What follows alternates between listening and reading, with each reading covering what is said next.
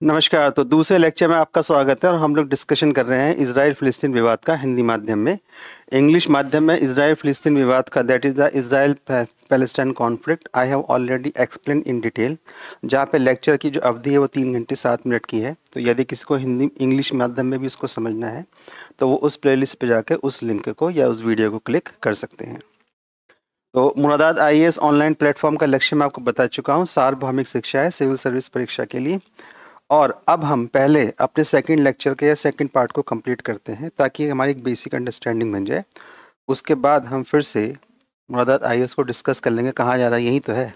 अच्छा, चीखना चिल्लाना मेरी आदत नहीं है, मोटिवेशनल कोट मेरी आदत नहीं है। मैं आपको बता चुका हूँ दिन में 60,000 विचार आप लोग के मस्तिष्क में से किसी एक को पकड़ कर भी आप उसको मोटिवेट, आप उसके द्वारा मोटिवेट या अपने अंदर ऊर्जा का प्रवाह कर सकते हैं, सकारात्मक ऊर्जा का प्रवाह कर सकते हैं।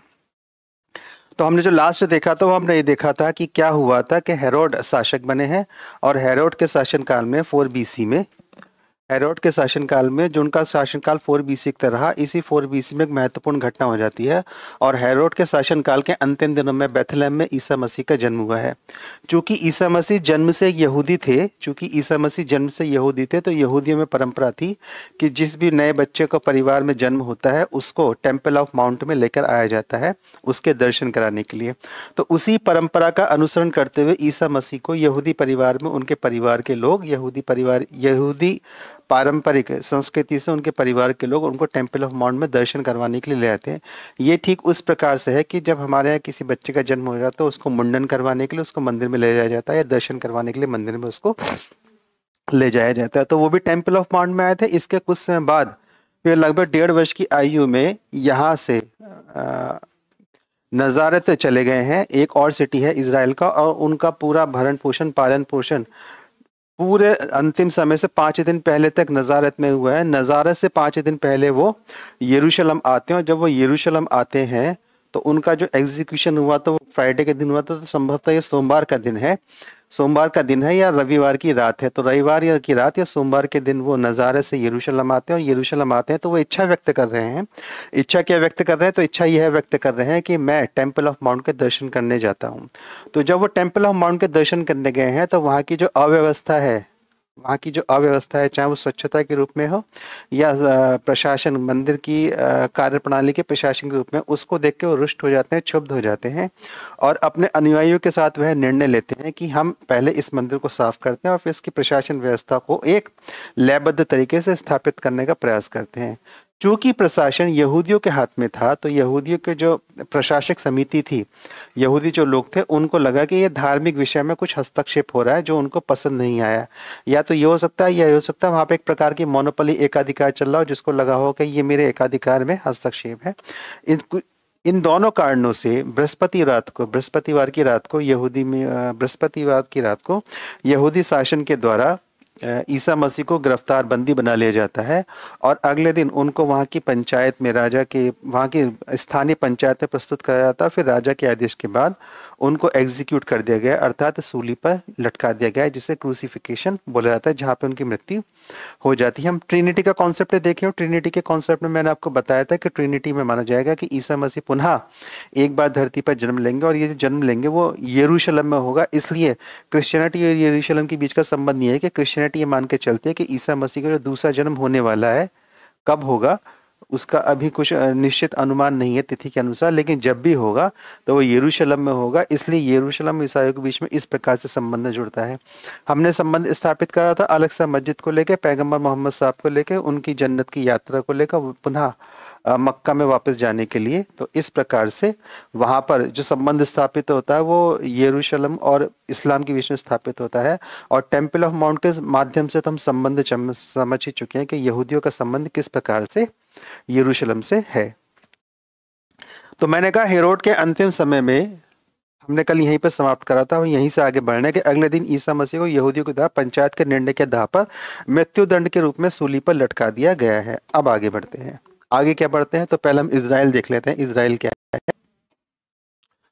ठीक है, तो पहले हम इज़राइल देख लेते हैं। इज़राइल क्या है? तो इज़राइल कुछ ये है, देखिए।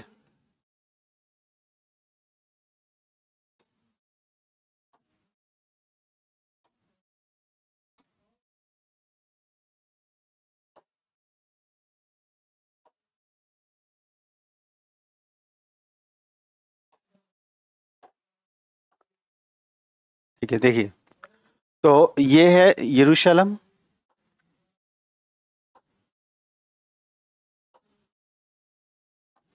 ये क्या है, यरूशलेम है,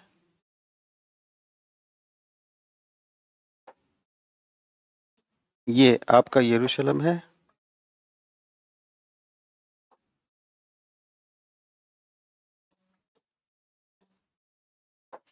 एक मिनट कुछ सेटिंग में चेंज, ये यरूशलेम है, ये हेब्रोन है, हम हेब्रोन को ही पढ़ेंगे आने वाली कुछ स्लाइड में, और ये है बेथलेहम, ये क्या है, बेथलेहम, ये वाला, ये वाला सिटी है बेथलेहम, जहाँ पे ईसा मसीह का जन्म हुआ है। यरूशलेम में आके उन्होंने टेम्पल ऑफ माउंट के दर्शन करे हैं और उसके बाद वो सीधे चले गए हैं कहाँ, नजारेत, जहाँ पर उनका शेष पालन पोषण और जीवन समय की जो शेष अवधि थी 5 दिन घटाकर उन्होंने वहीं पर व्यतीत करे हैं, नजारत में। और जितने भी चमत्कार हुए ईसा मसीह के माध्यम से वे सारे के सारे नजारत में ही बताए गए हैं और दिखाए गए हैं। तो मैंने आपको बताया था कि ये चमत्कार आज भी ईसाइयत में जारी हैं। जैसे कि आप पंजाब में जाएंगे तो वहाँ पे ईसाइयत का प्रचार प्रसार बहुत तेजी के साथ हो रहा है। तो एक प्रकार का जनसंख्या असंतुलन इससे पंजाब के क्षेत्र में, पंजाब के जो मूल निवासी हैं वो इसको आभास में ले रहे हैं, इसका अनुभव कर रहे हैं। तो वहाँ पे क्या होता है कि वहाँ पे क्रिश्चियनिटी के कुछ भी मतलब कुछ 2-3 शब्द बोले जाते हैं, जैसे बोले जाते हैं तो जो पादरी होते हैं उन पादरियों को छू के फिर एक धारा प्रवाह होता है, सब लोग तड़पने फड़पने से लगते हैं और जमीन पर आकर गिर जाते हैं, इसी को चमत्कार बोला जाता है ईसाइयत में। तो ऐसे चमत्कार इसमें पंजाब में बहुत हुए हैं, तो आप चाहें तो पंजाब में जाके ऐसे चमत्कार देख सकते हैं। तो चमत्कार को नमस्कार है और जिसको नमस्कार है उसके आगे प्रणाम है, जब प्रणाम है तो उसमें श्रद्धा आती है, जब श्रद्धा आती है तो परिवर्तन, या अगर वो परिवर्तन धर्म के आधार पर हो रहा है तो फिर उसको धर्म परिवर्तन बोल दिया जाता है। इसलिए शिक्षा एक ऐसा शस्त्र है, शिक्षा एक ऐसा अस्त्र है और शिक्षा एक ऐसा शस्त्र है जिसके माध्यम से चमत्कार को उसके वास्तविक स्वरूप में समझा सकता है कि वास्तव में चमत्कार हो रहा है अथवा नहीं। कोई चमत्कार के नाम पे आपके साथ कोई छल या किसी प्रकार की कोई अन्य दुष्ट या भ्रष्ट गतिविधि या प्रक्रिया में तो नहीं है, तो उसको आप पहचान सकते हो। फिर आप में वास्तविक चमत्कार और जो छद्म चमत्कार है उसमें एक अंतर विभेद कर सकते हैं। ठीक है, तो ईसा मसीह ने अपने सारे चमत्कार कहाँ करे, नजारत में करे हैं, और नजारत में चमत्कार करते उनके फॉलोअर्स, प्रशंसकों की संख्या और उनके अनुयायियों की संख्या बहुत बड़ी मात्रा में बढ़ गई है, और यह समाचार लगभग यरूशलेम तक आ चुका था। तो अपनी मृत्यु से 5 दिन पहले नजारत से ईसा मसीह कहाँ आते हैं, यरूशलेम आते हैं, और यरूशलेम आते हैं तो कहते हैं मैं टेम्पल ऑफ माउंट जाऊंगा, वहां पे उसके दर्शन करूंगा। और शेष कहानी मैंने आपको बताई, तो जो स्वच्छता का और प्रशासन का अभियान उनके द्वारा चला गया था उसको हस्तक्षेप माना गया और उसे धार्मिक हस्तक्षेप माना गया। तो धार्मिक अध्यापन को पंचायत पे प्रस्तुत करके वहां पर उनको मृत्युदंड, क्रूसिफिकेशन उनका करवा दिया गया है, और इस प्रकार से ईसा मसीह सूली पर चढ़ जाते हैं। ठीक है, आ गया ये। तो ये हो गया नजारत, ये बेथलेहम, ये यरूशलेम। अब हम हेब्रोन को पढ़ेंगे भी थोड़ी देर में, ये भी एक महत्वपूर्ण नगर है इसी क्षेत्र का। तो अब क्या हुआ है, तो इस सिद्धांत के अनुसार यदि हम किसी पवित्र आत्मा की, हम किसकी बात कर रहे हैं, तो हम बात कर रहे हैं यहाँ पर ट्रिनिटी की। तो इस सिद्धांत के अनुसार, अब ट्रिनिटी के सिद्धांत के अनुसार, जो हमने ट्रिनिटी का सिद्धांत समझ चुके हैं, उसके अनुसार यदि किसी पवित्र आत्मा की बलि यहूदी लोग देते हैं तो ईश्वर उसे सहज रूप से स्वीकार कर लेता है। कल मैंने पूरा डिटेल में ट्रिनिटी का कॉन्सेप्ट आपके सामने व्याख्यान के रूप में लेके आया हूँ, ये उसके नोट्स हैं। तो इसके अनुसार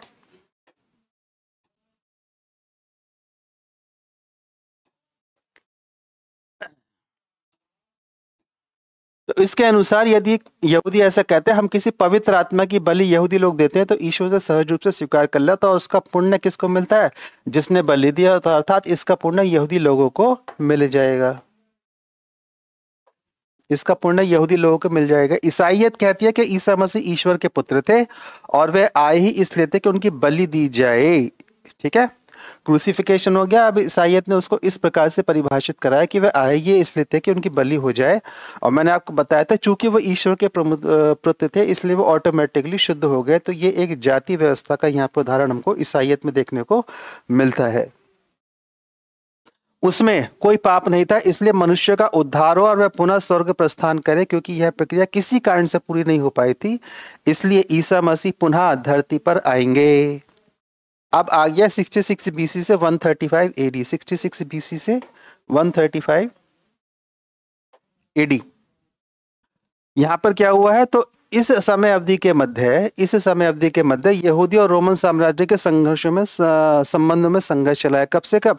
66 से बीसी से 135 एडी, और ये वही समय है जब ईसा मसीह का जन्म भी हुआ है और उनकी मृत्यु भी हो चुकी है। और इसी कालखंड में यहूदी और रोमन साम्राज्य के मध्य संबंधों में संघर्ष चला है। परिणाम स्वरूप 70 एडी में, और परिणाम स्वरूप 70 एडी में अर्थात आज से लगभग 2000 या 1900 कुछ वर्ष पूर्व रोमन सैनिक अधिकारी टाइटस ने यहूदियों के मंदिर का विध्वंस कर दिया। नाम क्या है?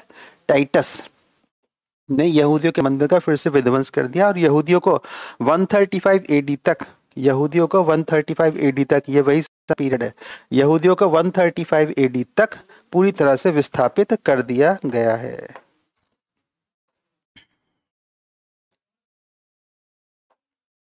पूरी तरह से विस्थापित कर दिया गया है। इसी मंदिर की पश्चिमी दीवार पर आज भी अस्तित्व में है। तो उसी मंदिर की पश्चिमी दीवार आज भी अस्तित्व में है जिसका यहूदी लोग पूजन करते हैं, और इसी को वेस्टर्न वॉल बोला जाता है। वर्तमान में मंदिर परिसर का क्षेत्र मुसलमानों के पास है। वर्तमान में मंदिर परिषद का क्षेत्र किसके पास है? मुसलमानों के पास है। कल मैंने आपको अल अक्सा मस्जिद, डोम ऑफ रॉक और डोम ऑफ चेन स्लाइड में बताया था, जो कि पिछले लेक्चर में अवेलेबल है, आप जाके उसको चेकआउट कर सकते हैं। तो वर्तमान में मंदिर परिषद का क्षेत्र अर्थात जो यरूशलेम है, इसका जो 35 एकड़ का लैंड है जिसपे तीनों धर्म लड़ रहे हैं, इसका प्रशासन मुस्लिमों के पास है, जहां उनकी मस्जिद अल अक्सा है। मस्जिद कौन सी है? उनकी मस्जिद अल अक्सा। और रोमन साम्राज्य अभी भी ईसाइयत के प्रभाव में नहीं है। अगली घटना ये हो रही है कि 135 एडी आते आते यद्यपि रोमन साम्राज्य ने यहूदियों को पूरी तरह से विध्वंस करके, उनका जेनोसाइड करके उनको पलायन करवा दिया है, लेकिन अभी भी रोमन साम्राज्य पे ईसाइयत का प्रचार प्रसार या प्रभाव नहीं है। और मैंने आपको बताया था कि ईसाइयत धर्म को अडॉप्ट करने से पूर्व रोमन साम्राज्य भी लगभग प्रकृति उपासक साम्राज्य के रूप में स्थापित था, जहाँ पे प्रकृति की उपासना से ईश्वर की आराधना करी जाती थी। रोमन साम्राज्य अभी भी ईसाइयत के प्रभाव में नहीं है। और एक महत्वपूर्ण घटनाक्रम में वर्ष 313 में घटित हुआ। एक महत्वपूर्ण घटनाक्रम कब घटित हुआ है? वर्ष 313 में। और ध्यान रखिएगा, जो हमने भूगोल का विस्तृत वर्णन करा था, मैंने आपको उसमें बताया था कि भूगोल का जो कालखंड है उसमें उसके 4 चरण हैं। जो दूसरा चरण है वह अंधकार काल है। अंधकार काल में क्या हुआ है? ज्ञान के ऊपर धर्म को स्थापित करा गया है, और धर्म के धारा के अनुसार ज्ञान को परिवर्तित करा गया है। ठीक है, यही वह समय है, यही वह समय जब रोमन साम्राज्य भी ईसाइयत को अपना रहा है। और क्या कह रहा है? ईसाइयत के प्रभाव में नहीं था। एक महत्वपूर्ण घटना 313 ईस्वी में घटित हुई, जब रोमन साम्राज्य के शासक कॉन्स्टेंटीन ने घोषित किया। कॉन्स्टेंटीन रोमन साम्राज्य के शासक, सबसे प्रमुख शासक और बलशाली शासक कॉन्स्टेंटीन ने घोषित किया कि ईसाइयत को जो मानेगा वह अपराधी नहीं होगा। इससे पहले रोमन साम्राज्य में जो भी ईसाइयत को मानता था या उसका अनुसरण करता था, या किसी की पहचान हो जाती थी भाई ये ईसाइयत को मानने वाला है या इसके सिद्धांत पर विश्वास करने वाला है, तो वो अपराध की संज्ञा में आता था। लेकिन अब कॉन्स्टेंटीन ने घोषणा कर दी कि ईसाइयत को मानने वाला या उसे विश्वास रखने वाले को अपराधी नहीं माना जाएगा। यही वह समय है जब कॉन्स्टेंटीन पे ईसाइयत का प्रभाव धीरे धीरे हो रहा था। वो ईसाइयत की ओर झुक रहा था, क्योंकि उसकी माँ जो थी वो ईसाइयत की ओर झुक रही थी। नेक्स्ट,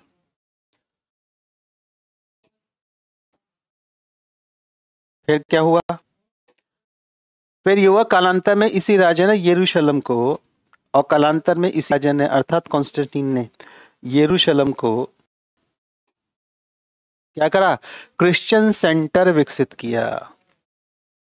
कालांतर में कॉन्स्टेंटीन ने यरूशलेम को क्या करा? क्रिश्चियनिटी के सेंटर के रूप में विकसित करा। मैं आपसे फिर कह रहा हूँ, ये जो अंधकार काल चल रहा है, सब कुछ माना जाए कि जो भी अन्वेषण शोध संस्थान हुए हैं अब उनको धर्म सम्मत करा जा रहा है। तो शोध अनुसंधान को क्या करा जा रहा है? शिक्षा को नीचे दबाया जा रहा है और धर्म को उसके ऊपर बैठाया जा रहा है, ताकि धर्म की मान्यता बढ़ सके, और जैसे उसकी मान्यता बढ़ेगी उसकी स्थापना में सहायता मिल जाएगी। इसको बोलते हैं प्रचार और प्रसार।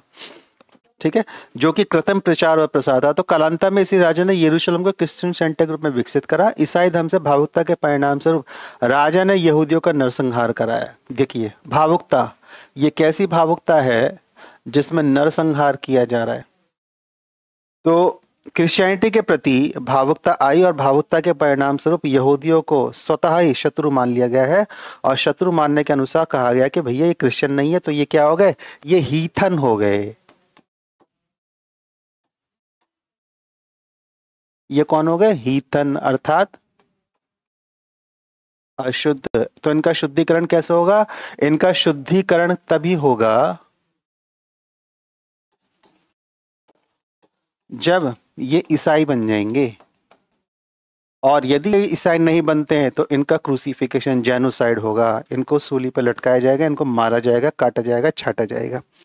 ठीक है, तो क्या हुआ है? नरसंहार हुआ है। किसके आधार पे? धर्म के आधार पर। और दास बनाने की प्रथा प्रारंभ हुई है। और अगर तुम कन्वर्ट नहीं हो रहे हो और मुझे तुम पसंद आ गए हो, तो मुझे तुम पसंद आ गए हो नहीं, यहाँ पे कन्वर्ट कर, इसको परिवर्तित कर दीजिए, मुझे तुम पसंद आ गई हो तो मैं तुम्हें अपनी सेक्स स्लेव बनाऊंगा, और जो पुरुष है, जो काम करने वाले शोल्डर्स कम पड़ गए, उनके लिए पुरुषों को दास बनाकर उनसे काम करवाया जाएगा। 380 एडी में, अब आ गया 380 एडी में, रोमन साम्राज्य ने ईसाई को राजधर्म घोषित कर दिया है। क्या घोषित कर दिया है? राजधर्म। देखिए 313 में क्या हुआ है? 313 में कहा गया भैया जो ईसाईयत को मानेगा और उसमें अपनी श्रद्धा व्यक्त करेगा उसको अब अपराधी नहीं माना जाएगा। और 313 के बाद आ गया 380 अर्थात 63 वर्ष के बाद, सॉरी 338 एडी तक बनी रही, जब ईसाईयत इस्लाम का, अच्छा ये 380 एडी में रोमन साम्राज्य ने 63 वर्ष के बाद रोमन साम्राज्य ने ईसाईयत को राजधर्म घोषित कर दिया। अब यहां से रोमन साम्राज्य प्रकृति उपासक साम्राज्य न बनकर ईसाई उपासक साम्राज्य में परिवर्तित हो गया है। यहूदियों के विस्थापन की स्थिति 638 एडी तक बनी रही। यहूदियों के विस्थापन की स्थिति कब तक बनी रही है? 638 एडी तक। 380 में रोमन साम्राज्य ने ईसाईयत को अपना लिया है, और ईसाईयत को अपनाते ही रोमन साम्राज्य नरसंहार की स्थिति में आ गया है, इसलिए यहूदियों का जेनोसाइड हुआ है, सेक्स स्लेव बनाए गए हैं, दास बनाए गए हैं, और जो नहीं चाहते थे उन्होंने अपने क्षेत्र को छोड़कर, अपने घर को छोड़कर भाग गए हैं। और ये स्थिति कब तक बनी रही है? 638 एडी तक बनी है, जब तक इस्लाम का जन्म नहीं हुआ है। और मैं आपको बता चुका था इन 4500 वर्षों के इतिहास में केवल 70 से 75 वर्ष का इतिहास ऐसा है, या मैं कहूँ अप्रत्यक्ष रूप से प्रथम विश्व युद्ध के पश्चात और प्रत्यक्ष रूप से द्वितीय विश्व युद्ध के पश्चात वो इतिहास ऐसा है जब यहूदी और मुसलमानों में शत्रुता चल रही है। नहीं तो पूरी की पूरी शत्रुता ईसाईयत के बाद से और 70 वर्ष पहले तक यहूदी और क्रिश्चियनिटी के बीच में चली है। क्या हुआ है? इस्लाम का जन्म हुआ, उन्होंने अपना यरूशलेम पर आधिपत्य स्थापित कर लिया। इस्लाम का जन्म हुआ 612 एडी में, और 638 एडी में उन्होंने क्या करा? यरूशलेम पर अपना आधिपत्य स्थापित करा। और जैसे यरूशलेम पर आधिपत्य स्थापित करा, क्या करा उन्होंने? यहूदियों को बुलाया है। यहूदियों को बुलाया, कहिए आप अपने घर में आइए, रहिए, और यहूदी इस निमंत्रण को स्वीकार करते हैं, अपने घर में आते हैं, और उसके बाद वो दूसरा एक अपना मंदिर बनवाएंगे। ठीक है, 638 में इस्लाम के दूसरे पैगंबर उमर के द्वारा यहाँ पर इस्लाम शासन स्थापित कर दिया गया। यरूशलेम में इस्लाम शासन स्थापित कर दिया गया। और अगर आप देखेंगे तो आज भी भले पूरे यरूशलेम में इस्लाम का शासन ना हो, लेकिन जो प्रमुख क्षेत्र था वहाँ पे इस्लाम का शासन ही अभी तक चल रहा है। उमर के द्वारा यहाँ पे इस्लामिक शासन स्थापित करा गया। वहाँ पर उमर हरम शरीफ गए। उमर कहा गए? हरम अल शरीफ अर्थात अल अक्सा मस्जिद, डोम ऑफ रॉक और डोम ऑफ चेन के क्षेत्र में, जहाँ पर पैगंबर मोहम्मद साहब गए थे, क्योंकि इस क्षेत्र को इस्लाम के लोग हरम अल शरीफ बोलते हैं। और इस प्रकार हरम अल शरीफ गए। उसके पश्चात उमर के द्वारा यहूदियों को पुनः यरूशलेम में आमंत्रित करा गया। इस प्रकार यहूदियों का यरूशलेम में आकर बसने का अवसर फिर से मिला, और वह पुनः आकर बस गए। और ये व्यवस्था कब तक चलती रही? ये लगभग 1100 एडी तक अर्थात 1099 एडी तक चलती रही है। अब ध्यान दीजिए, क्रिश्चियनिटी कब अपनाई गई है? 380 एडी में रोमन साम्राज्य के द्वारा, और उससे पहले ही और उसके बाद में लगातार जेनोसाइड हुआ है। और स्थापना कब हुई है? स्थिति नियंत्रण में कब आई है? 638 एडी में। लेकिन 109 एडी आते आते लगभग 450 वर्ष के बाद ईसाइयों के द्वारा क्रूसेड, ध्यान दीजिए,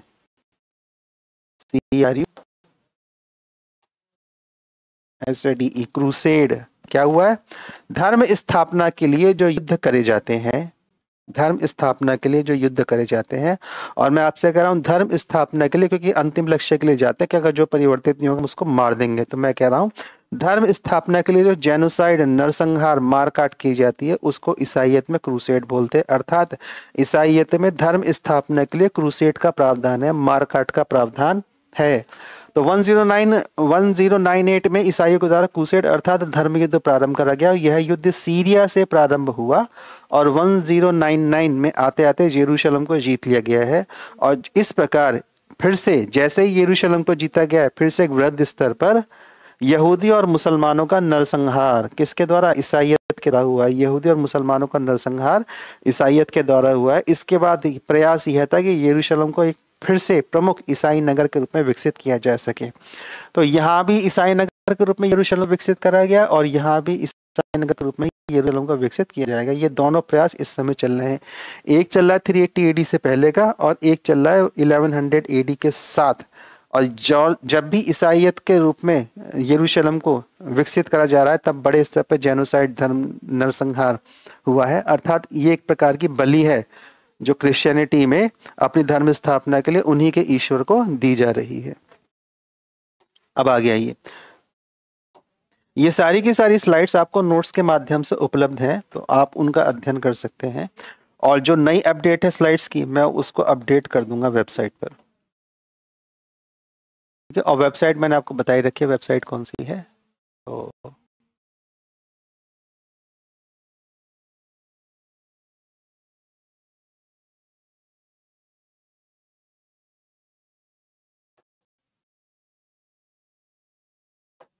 ठीक, एक बार पुनः 1189 ईसी में, ठीक है, तो लगभग 89 ईयर्स के बाद लेटर मुस्लिम शासन की स्थापना यहूदियों को पुनः बसने का अवसर प्रदान कराया गया और यहूदियों ने इस निमंत्रण को पुनः स्वीकार करा। 13वीं शताब्दी में ओटोमन साम्राज्य की स्थापना ओस्मान के द्वारा हुई। उस्मान भी मुस्लिम साम्राज्य से ही आते थे। और 1516 ईस्वी में ओटोमन एम्पायर साम्राज्य के द्वारा यरूशलेम को भी जीत लिया गया है। 1516 ईस्वी में ओटोमन साम्राज्य जो एक मुस्लिम अनुयायियों का शासन था उसके द्वारा 1516 ईस्वी में यरूशलेम को जीत लिया गया, लेकिन यहूदी निरंतर यरूशलेम में निवास करते रहे हैं। तो 1189 में पुनः यरूशलेम पर मुस्लिम साम्राज्य स्थापित हुआ है, मुस्लिम शासन स्थापित हुआ है और यहूदियों को फिर से आमंत्रित करा गया, आप आइए अपने क्षेत्र में रहिए और वहीं पर अपना निवास करिए। ओटोमन साम्राज्य के द्वारा भी यरूशलेम को जीत लिया गया, लेकिन यहूदियों के प्रति कोई भी घृणा का भाव धार्मिक आधार पर अभी तक उत्पन्न नहीं हुआ है। इसलिए मैं आपसे कह रहा हूँ कि पूरी की पूरी लड़ाई यहूदी और क्रिश्चियनिटी की थी, बस कुछ समय पूर्व ही ये इस्लाम के साथ परिवर्तित हुई है, जहां पे क्रिश्चियनिटी को इस्लाम ने रिप्लेस कर दिया है। लेकिन यहूदी निरंतर यरूशलेम में निवास करते थे, क्योंकि किसी भी मुस्लिम साम्राज्य में यहूदियों को यरूशलेम से निष्कासित नहीं किया गया है। ध्यान दीजिए, कोई भी मुस्लिम साम्राज्य हुआ, कोई भी मुस्लिम शासक हुआ, पैगंबर हुआ, जिसका भी अधिकार यरूशलेम पे था, उन्होंने यहूदियों को वहां से विस्थापित नहीं किया है। यरूशलेम की जनसंख्या वितरण के संदर्भ में ओटोमन साम्राज्य ने एक महत्वपूर्ण निर्णय लिया है। ओटोमन साम्राज्य ने महत्वपूर्ण निर्णय लिया और नगर को धर्म के आधार पर 4 अलग अलग भागों में विभाजित कर दिया गया है। इसमें 4 अलग अलग भागों में विभाजित कर दिया गया है नगर को। तो देख लीजिए कैसे विभाजित करा गया है, कुछ इस प्रकार से विभाजित कराया गया। और उसके सेंटर में क्या है? इसके सेंटर में क्या है? टेम्पल ऑफ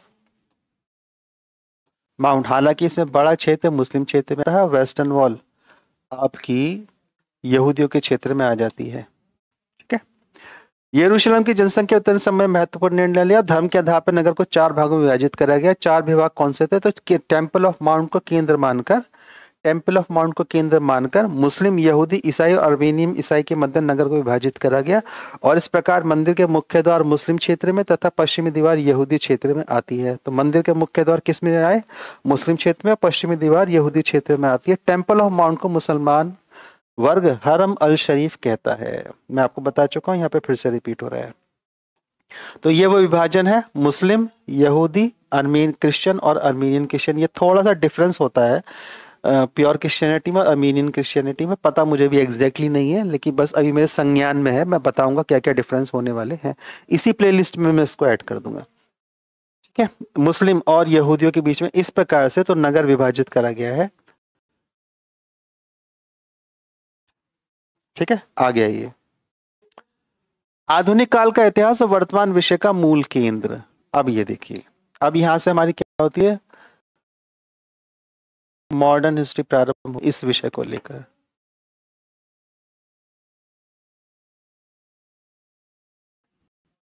देखिए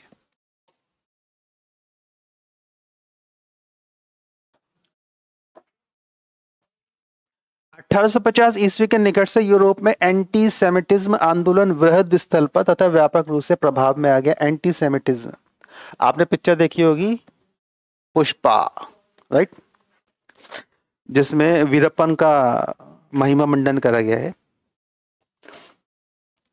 पुष्पा, तो पुष्पा पिक्चर का एक गाना है बलम सामी सामी सामी सामी सामी। तो सामी से यहाँ पे अर्थ है संप्रभुत्व। सामी से अर्थ है यहाँ पे संप्रभुत्व, अर्थात सामी का जो एक लिटल मीनिंग निकल के आता है फिर वो आता है स्वामी। स्वामी यानी कि ईश्वर। दक्षिण भारत में और संस्कृत भाषा में जो पति होते हैं उनको स्वामी बोला जाता है, गृह स्वामी बोला जाता है, गृह स्वामिनी बोला जाता है। जो पत्नी होती है वो पति का जब उनका संबोधन करते हैं तो उनको गृह स्वामिनी बोलती हैं। जब पत्नी पति का संबोधन करती है तो उनको स्वामी बोलती हैं। ईश्वर को स्वामी बोला जाता है, अर्थात वह व्यक्ति या तत्व जिसके पास संप्रभुत्व है, जिसके पास अपनी शक्ति है। शक्ति सकारात्मक है, यहाँ पे क्रूसेड नहीं होगा। शक्ति सकारात्मक, वो अपने आप में संप्रभुत्व है, तो उसको हम बोलते हैं सामी। यही वर्ड रिलेट करता है सेमी। यूरोप में जाके ये वर्ड हो जाता है सेमी, और यहाँ से चला एक एंटी सेमिटिज्म मूवमेंट, यानी सेमी के विरुद्ध। अर्थात अगर मूल जड़ को पकड़ा जाए तो स्वामी के विरुद्ध। स्वामी किसके पास है? जो संप्रभुत्व है। यूरोप में जो ये एक वर्ड चला है एंटी सेमिटिज्म, ये एंटी सेमिटिज्म चला है क्रिश्चियनिटी के द्वारा यहूदियों के विरुद्ध में। ठीक है, अब थोड़ा सा कश्मीर के क्षेत्र में आइए। कश्मीर में जो आतंकवाद था और जिसमें हिंदुओं का नरसंहार करा गया था, उसमें एक कारण क्या भी था? उसमें एक कारण यह भी था कि जो कश्मीर में हिंदुओं का वर्ग था, जब जनसंख्या असंतुलन हुआ धर्म के आधार पर, तो जो मुस्लिम कन्वर्टेड हुए वो शिक्षा से दूर होते चले गए। शिक्षा से दूर होते चले तो जो हिंदू थे वो सनातन वैदिक परंपरा से निकल के आ रहे थे। और कश्मीर तो वैसे भी क्रेडल रहा है पूरी संस्कृति और वेद पुराण अध्ययन का। शारदा पीठ भी कश्मीर में ही स्थित है। तो आप ये समझेंगे कि वहाँ का जो विषय हिंदू है वो बहुत पढ़ा लिखा होगा अपने आप में, जिसके पास जितना ज्ञान होगा उतना संसाधनों का अर्जन करेगा। तो कश्मीर और यूरोप की तुलना आप यहाँ पर कर सकते हैं। जहाँ पर कश्मीर में हिंदुओं के विरुद्ध ये कार्यक्रम हुआ है, वहीं यूरोप में ये कार्यक्रम, मतलब ये नरसंहार यहूदियों के विरोध में हुआ। दोनों यहूदी और हिंदू, कश्मीरी हिंदू एक ही स्थिति में। और वो स्थिति क्या है? क्योंकि ये लोग अपने आप में बहुत लिबोरियस थे, परिश्रमिक थे, तो उन्होंने संसाधनों का अधिक संग्रहण कर लिया। और इस कारण से क्रिश्चियन जो हीथन में विश्वास करते हैं और जो इस्लाम वो काफिर में विश्वास करते हैं, तो शिक्षा से थोड़ा दूर होते चले गए। और दूर होने के कारण उनको लगा कि हमारी जो निर्धनता है, हमारी जो गरीबी है, इसका कारण ये व्यक्ति है।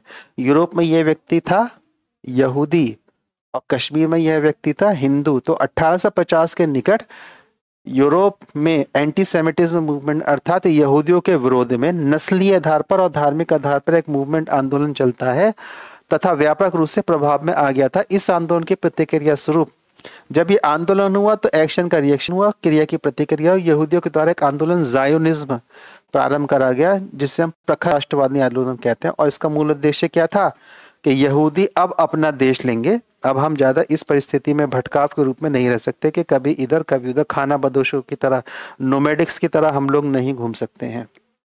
ठीक है, जायनिज्म प्रारंभ करा गया, जो कि एक प्रकार का राष्ट्रवादी आंदोलन था। जिस प्रकार से आरएसएस इस देश को राष्ट्रवादी संस्कृति के आधार पर एक राष्ट्रवादी देश बनाना चाहता है, ठीक उसी प्रकार से यहूदियों का भी आंदोलन था कि अब हमें अपना देश लाना होगा। और उस देश को प्राप्त करने के लिए देशवादी राष्ट्रवादी एक आंदोलन प्रतिक्रिया स्वरूप प्रारंभ करते हैं। तथा इसके मूल विचार के केंद्र में यहूदियों के लिए अंतर्राष्ट्रीय समुदाय के द्वारा, और इसका मूल विचार क्या था कि ये अंतर्राष्ट्रीय समुदाय के द्वारा यहूदियों के लिए एक देश बनाना जाना चाहिए, जिसका लक्ष्य था प्रॉमिस्ड लैंड। और मैं आपको प्रॉमिस्ड लैंड बता चुका हूं कि प्रॉमिस्ड लैंड क्या थी। तो आंदोलन का मुख्य लक्ष्य वर्तमान इजराइल के निकटवर्ती क्षेत्रों में, आंदोलन का मुख्य लक्ष्य क्या है? वर्तमान इजराइल के निकटवर्ती क्षेत्रों में पहुंचकर यहूदियों का वहां पर बसाना और रहना प्रारंभ करना। अर्थात एक प्रकार का जनसंख्या समर्थन और मुस्लिमों के विरोध में एक प्रकार का जनसंख्या संतुलन। जनसंख्या समर्थन यहूदियों के आधार पर और जनसंख्या असंतुलन मुस्लिमों के विरोध में वहां पर स्थापित करना था। इसके लिए ज़ायनिज्म मूवमेंट के अंतर्गत यहूदियों ने अपनी प्रॉमिस लैंड पर आकर बसना प्रारंभ करा। और मान के चलिए जिसको संदेश प्राप्त हुआ वो अपना सब कुछ छोड़कर अपने देश की ओर चल पड़ा है, क्योंकि यहूदी धर्म में क्षमा शब्द नहीं है, इसलिए उनको पता है कि उनका जो ईश्वर है यहावे बहुत बहुत अधिक कठोर है और उसके 10 कमांड्स का पालन हमको करना ही पड़ेगा। तो वो रिलीजियसली अपने रिलीजन को फॉलो करते हैं, धार्मिक अनुष्ठान और धार्मिक सोच के साथ वो अपने धर्म का अनुसरण करते हैं। आंदोलन का मुख्य लक्ष्य वर्तमान इसराइल के निकटवर्ती क्षेत्र पहुंचकर यहूदियों को वहां पर बसाना और रहना प्रारंभ करना था। हेब्रोन भाषा, अब देखिए भाषा का महत्व क्या है। भारत एक ऐसा देश है जो अपनी ही राष्ट्रभाषा से एक घृणा भाव रखता है। पता नहीं ऐसा क्यों रखता है, क्योंकि जो एक मानसिक गुलामी है वो अभी भी भारतीयों के मस्तिष्क से निकली नहीं है। I am not against any kind of English language using, और I am not anti Semitism movement for the English movement, right. Anti Semitism मैंने यूज कर लिया है, इसीलिए मैं इसे सेमिटिज्म ही मान रहा हूँ, मैं इसके अगेंस्ट नहीं हूँ। आई am not against to do the conversation in English medium. Various videos and the playlist you people are finding on this Murad IS channel which are purely in the English medium. तो मेरा विरोध अंग्रेजी भाषा को लेके नहीं है, मेरा विरोध अंग्रेजी विलायती संस्कृति को लेकर है, जिसको आप इस देश की संस्कृति पर बैठाना चाहते हैं। और आज की स्थिति क्या है, तो आज की स्थिति क्या है आप भी समझ लीजिए। आज की स्थिति क्या है, आप कहाँ खड़े हैं। हिंदी भाषा का लेक्चर हो रहा है, लिखा किस भाषा में है, इंग्लिश में। ऐसे ही चल रहा है ऑनलाइन, हिंदी भाषा का लेक्चर है, लिखा किस भाषा में, इंग्लिश में। मैंने तो हिंदी में लिखा है। अब ना तो आप हिंदी के प्रॉपर शब्द समझ पा रहे हैं और ना ही आप इंग्लिश के प्रॉपर शब्द समझ पा रहे हैं, ना ही आप प्रॉपर प्रकार से इंग्लिश बोल पा रहे हैं। Neither you are capable to learn and speak in English language properly, और ना ही आपकी समझ समग्र रूप से हिंदी भाषा के समर्थन में और हिंदी भाषा के प्रति बन रही है। और यूपीएससी क्या है, यूपीएससी एक वह एग्जाम है जो आपकी भाषा पे नियंत्रण और उसका प्रयोग करने की आपके अंदर क्षमता चाहता है। हिंदी माध्यम वालों बच्चों को किस प्रकार स्लाइड में किस प्रकार से लिखा होता है, इंग्लिश मीडियम में, यानी कि जो टीचर पढ़ा रहे हैं उनको भी हिंदी भाषा का ज्ञान नहीं है। और अगर किसी इंग्लिश मीडियम वाले से जाके बात कर लो तो इंग्लिश मीडियम वाला प्रॉपर लैंग्वेज यूज नहीं कर पा रहे हैं। और इंग्लिश मीडियम में पढ़ने वाले टीचरों को तो इस समय स्थिति नगण्य के रूप में है, बिल्कुल। क्योंकि क्या है, मार्केट ने अपनी जगह ले ली है। मार्केट क्या करता है, मार्केट इकोनॉमिक्स पे चलता है। इकोनॉमिक्स क्या कहती है, संसाधनों कम से कम उपयोग करके अधिक से अधिक लाभ अर्जित करना। तो आपको लगता है आप पढ़ रहे हैं, लेकिन मार्केट की इकोनॉमिक्स यहाँ काम कर रही है, जो कि आपको एंगेज करे हुए है लगातार। और अंतिम रिजल्ट क्या आ रहा है, जब आप मीन्स की आंसर राइटिंग करेंगे तो ना तो आपके पास इंग्लिश की कमांड होगी प्रॉपर, और ना ही हिंदी भाषा की कमांड होगी प्रॉपर, नियंत्रण होगा। ठीक है। रहना प्रारंभ करा हेब्रोन भाषा के आधार पर यह राष्ट्रवादी आंदोलन प्रारंभ करा गया। तो भाषा के आधार पर राष्ट्र बन गए। इसलिए भारत में अंग्रेजी शिक्षा व्यवस्था लागू करेगी ताकि भाषा के आधार पर इस राष्ट्र की संस्कृति को समाप्त करा जा सके। और जिस दिन भाषा समाप्त हो जाएगी ये राष्ट्र ऑटोमेटिकली समाप्त हो जाएगा। इसे बोलते हैं मैकाले शिक्षा पद्धति प्रणाली, मैकाले एजुकेशन सिस्टम। हेब्रोन भाषा के आधार पर यह राष्ट्रवादी आंदोलन प्रारंभ करा गया। दूसरा उद्देश्य ये भी था कि यहूदी विश्व के किसी भी कोने से आ रहे हैं वह यहूदी भाषा हिब्रू भाषा समझे, वह यहूदी भाषा अर्थात हिब्रू भाषा समझे, ताकि जब समझेंगे तभी तो संवाद होगा, जब संवाद होगा तो समन्वय होगा, और जब समन्वय होगा तो निर्णय लिया जाएगा। उदाहरण के लिए दूध की डेयरी पे मैं कुछ दिन पहले भी खड़ा था और एक 9th क्लास से पढ़ने वाली लड़की, ठीक है, 9th क्लास से पढ़ने वाली लड़की को ये नहीं पता था 198 कितना होता है। और जो माँ जी खड़ी थी वो तो अपने समय की हिंदी इंग्लिश तो उनका परिचय है ही नहीं, हम उनका दोष भी नहीं दे सकते क्योंकि जिस संस्कृति और सामाजिक परिवेश से आई उसमें इंग्लिश का उनसे परिचय है नहीं। अब वो कह रही है 198 और माँ जी कह नहीं बेटा मुझे हिंदी में समझा। हिंदी में वो कैसे समझा उसे पता ही नहीं 198 को क्या बोलते हैं। मैं वहाँ खड़ा था, मैंने कहा माँ जी 2 कम 200, 2 कम 200 198। अच्छा 198 कह रही है 2 कम 200, मैंने हाँ 2 कम 200। अब मैं उनको बोला 198 अर्थात 198 198। ये स्थिति है। आप दोष किसको दीजिएगा, इस शिक्षा व्यवस्था को जिसमें पेरेंटिंग माता पिता का लालन पोषण अपने आप में असफल हो रहा है। वो यही नहीं समझ पा रहा है कि इंग्लिश सिखाने के चक्कर में बच्चे के साथ किस प्रकार की मानसिक प्रताड़ना उसके आने वाले भविष्य के साथ भी कर रहे हैं, खेल कर रहे हैं। तो हेब्रोन भाषा के आधार पर, और दूसरी बात इंग्लिश बोलना इजी है क्योंकि इंग्लिश में कोई भी बहुत बड़ी ग्रामेटिकल यूज़ नहीं करी जाती है, लेकिन हिंदी बोलना कठिन है। अगर आप हिंदी अच्छी बोल रहे हैं तो आप इंग्लिश से बड़े ज्ञानी हैं। ये ठीक उसी प्रकार है कि सूती और खादी पहनना पैंट और शर्ट से पहनना अधिक महंगा है। सूती पहन के दिखाइए, खादी। तो हेब्रोन भाषा के आधार पर राष्ट्रवादी आंदोलन प्रारंभ करा गया। दूसरा उद्देश्य यह भी था कि विश्व के किसी भी कोने से यहूदी आ रहे हैं वह हिब्रू भाषा को देखें समझें, ताकि समन्वय हो। समन्वय होगा तो संवाद होगा, संवाद होगा तो एक समझ बनेगी, और समझ बनेगी तो क्या होगा, निर्णय लेने की क्षमता तीव्र रूप से विकसित होगी। जब निर्णय लिए जाएंगे तभी तो क्रियान्वयन होगा। हाँ भाई, अभी निर्णय ले गया, अब काम प्रारंभ करो। और काम क्या प्रारंभ करना है? ज़ायनिज़्म मूवमेंट के अंतर्गत इजराइल को स्थापित करना। इजराइल को कहाँ स्थापित करना है? इजराइल को प्रॉमिस लैंड पर स्थापित करना है, सीरिया, लेबनान, जॉर्डन के जो क्षेत्र आ रहे हैं। और इस प्रकार 1881 से 1930 के मध्य प्रथम चरण हुआ, जिसमें फर्स्ट आलिया वेव कहा जाता है। 1881 से 1903 आलिया, तो जो आने की प्रक्रिया हुई उसका नाम हुआ आलिया कहा जाता है। और ये पहला चरण परिणाम था यूरोप के पहले प्रोग्राम का, यूरोप के पहले प्रोग्राम का। ठीक है, अब ये प्रोग्राम क्या है? तो जो भी नरसंहार हुआ है, जो भी जेनोसाइड हुआ है, जो भी एंटीसेमिटिज्म मूवमेंट के अंतर्गत यहूदियों पर शारीरिक और मानसिक अत्याचार हुए हैं, कुल मिला के नरसंहार हुआ है, जेनोसाइड हुआ है। तो जेनोसाइड के लिए यूरोप में एक वर्ड यूज करा जाता है जिसको बोलते हैं प्रोग्राम। ठीक है, नेक्स्ट आइए। तो प्रथम विश्व युद्ध प्रारंभ होने वाला था। अब देखिए, प्रथम विश्व युद्ध प्रारंभ होने वाला है।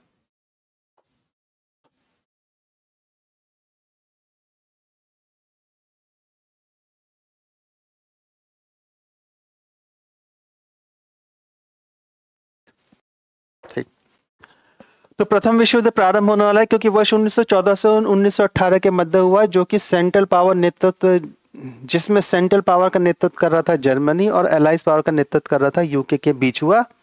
और इस प्रकार से युद्ध एक प्रकार से जर्मनी और यूके के बीच हुआ। प्रथम विश्व युद्ध में जर्मनी की पराजय लगभग निश्चित हो चुकी थी, चूंकि और डिफीट लगभग निश्चित हो चुकी थी। इस प्रकार जायोनिस्ट ने समर्थन देते हुए इंग्लैंड की सरकार से, जायोनिस्ट कौन चला रहे हैं? तो जायोनिस्ट मूवमेंट चला रहे हैं यहूदी। उन्होंने इंग्लैंड को समर्थन दिया था। उन्होंने कहा था हमने आपको प्रथम विश्व युद्ध में समर्थन दिया है। समर्थन देते हुए इंग्लैंड की सरकार से यह मांग की कि अब गिव एंड टेक में टेक की स्थिति आ गई है। मांग की कि आप हमें समर्थन कीजिए। और इसके उपरांत अर्थर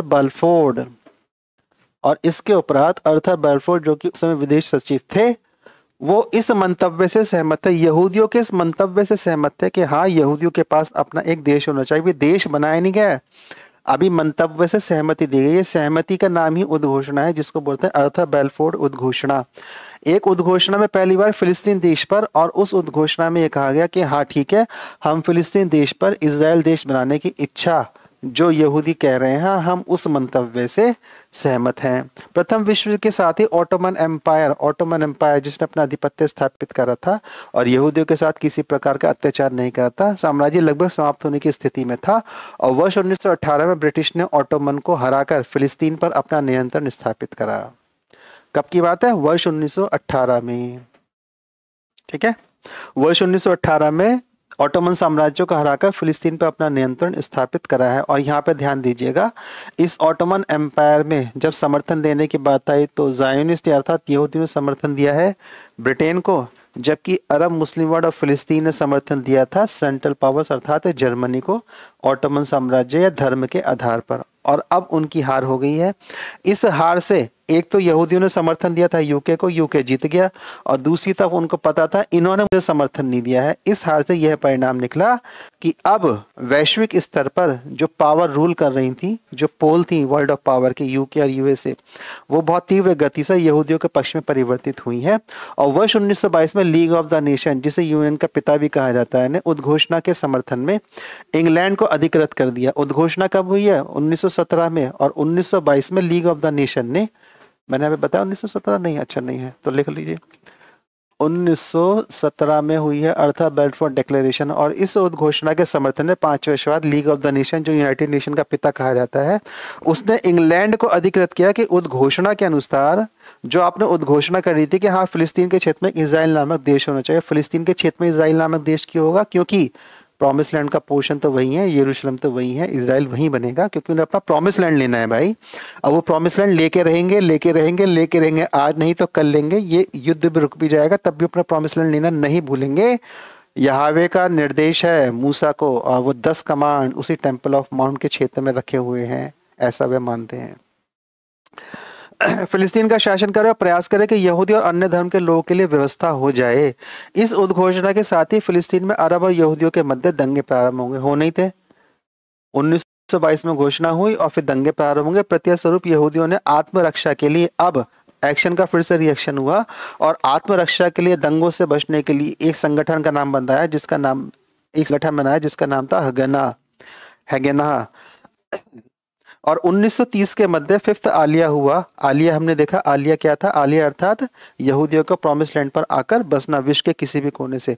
और फिफ्थ मध्य तक आलिया हो गया और लगभग 2.5 लाख यहूदी इजराइल के क्षेत्र में आकर, और 2.5 लाख यहूदी इजराइल के क्षेत्र में आकर बसने लगे, जिसमें से बहुत बड़े क्षेत्र में जो यहूदी थे वो नाजीवाद के कारण आए थे। परिणाम स्वरूप इस क्षेत्र में एक वृहद स्तर पर डेमोग्राफी चेंज हुआ, जनसंख्या परिवर्तन हुआ, और यह जनसंख्या परिवर्तन अरब के दृष्टिकोण से जनसंख्या असंतुलन कहलाया। क्या कहलाया?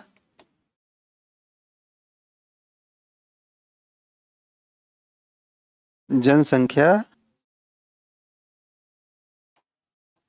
असंतुलन, डेमोग्राफिक इम्बैलेंस कहलाया। जनसंख्या संतुलन यहूदियों के पक्ष में, प्रति वर्ष अरब जनसंख्या में असुरक्षा का भाव उत्पन्न हो गया। सीधी सी बात है, जैसे कि आए दिन जो धार्मिक उन्माद उत्तर पूर्व के क्षेत्र में होते रहते हैं या भारत के अन्य डिस्ट्रिक्ट में होते रहते हैं, वो तभी तो होते हैं जब जनसंख्या असंतुलन में, जहाँ पे मुस्लिम जनसंख्या अधिक हो गई है वहां पर जनसंख्या असंतुलन के परिणाम स्वरूप धार्मिक उन्माद होते रहते हैं। ठीक उसी प्रकार से जब धार्मिक जनसंख्या असंतुलन यहूदियों के पक्ष में हुआ तो एक असुरक्षा का भाव अरब मुस्लिमों के मन में आया, और परिणाम स्वरूप संघर्ष की स्थिति और विकराल होती चली गई है, अर्थात दंगे भी और विकराल होते चले गए हैं। नेक्स्ट, जब दंगे विकराल होते चले गए तो अब क्या करा जाए? तो अब ये हुआ कि यह कुछ ऐसा ही था जैसा मुस्लिम आक्रांता भारत में अवैध रूप से पश्चिम बंगाल, मुस्लिम आक्रांता भारत में अवैध रूप से क्या कर रहे हैं? पश्चिम बंगाल, असम, उत्तर पूर्व के राज्यों में जनसंख्या संतुलन कर रहे हैं। परिणाम स्वरूप जब जनसंख्या संतुलन यहूदियों के पक्ष में हो गया तब इस क्षेत्र में अरब विद्रोह हो गया, और परिणाम स्वरूप हजारों लाखों लोगों की मृत्यु हो गई। वर्ष 1939 में ब्रिटेन संभवतः अब धरातल की परिस्थितियों को समझ चुका था। 1922 में लीग ऑफ द नेशन ने अपनी सहमति दी थी कि इजराइल देश बनना चाहिए, बना तो ये दंगे प्रारंभ होगा, और यह संघर्ष की स्थिति 1939 तक चलती रही है।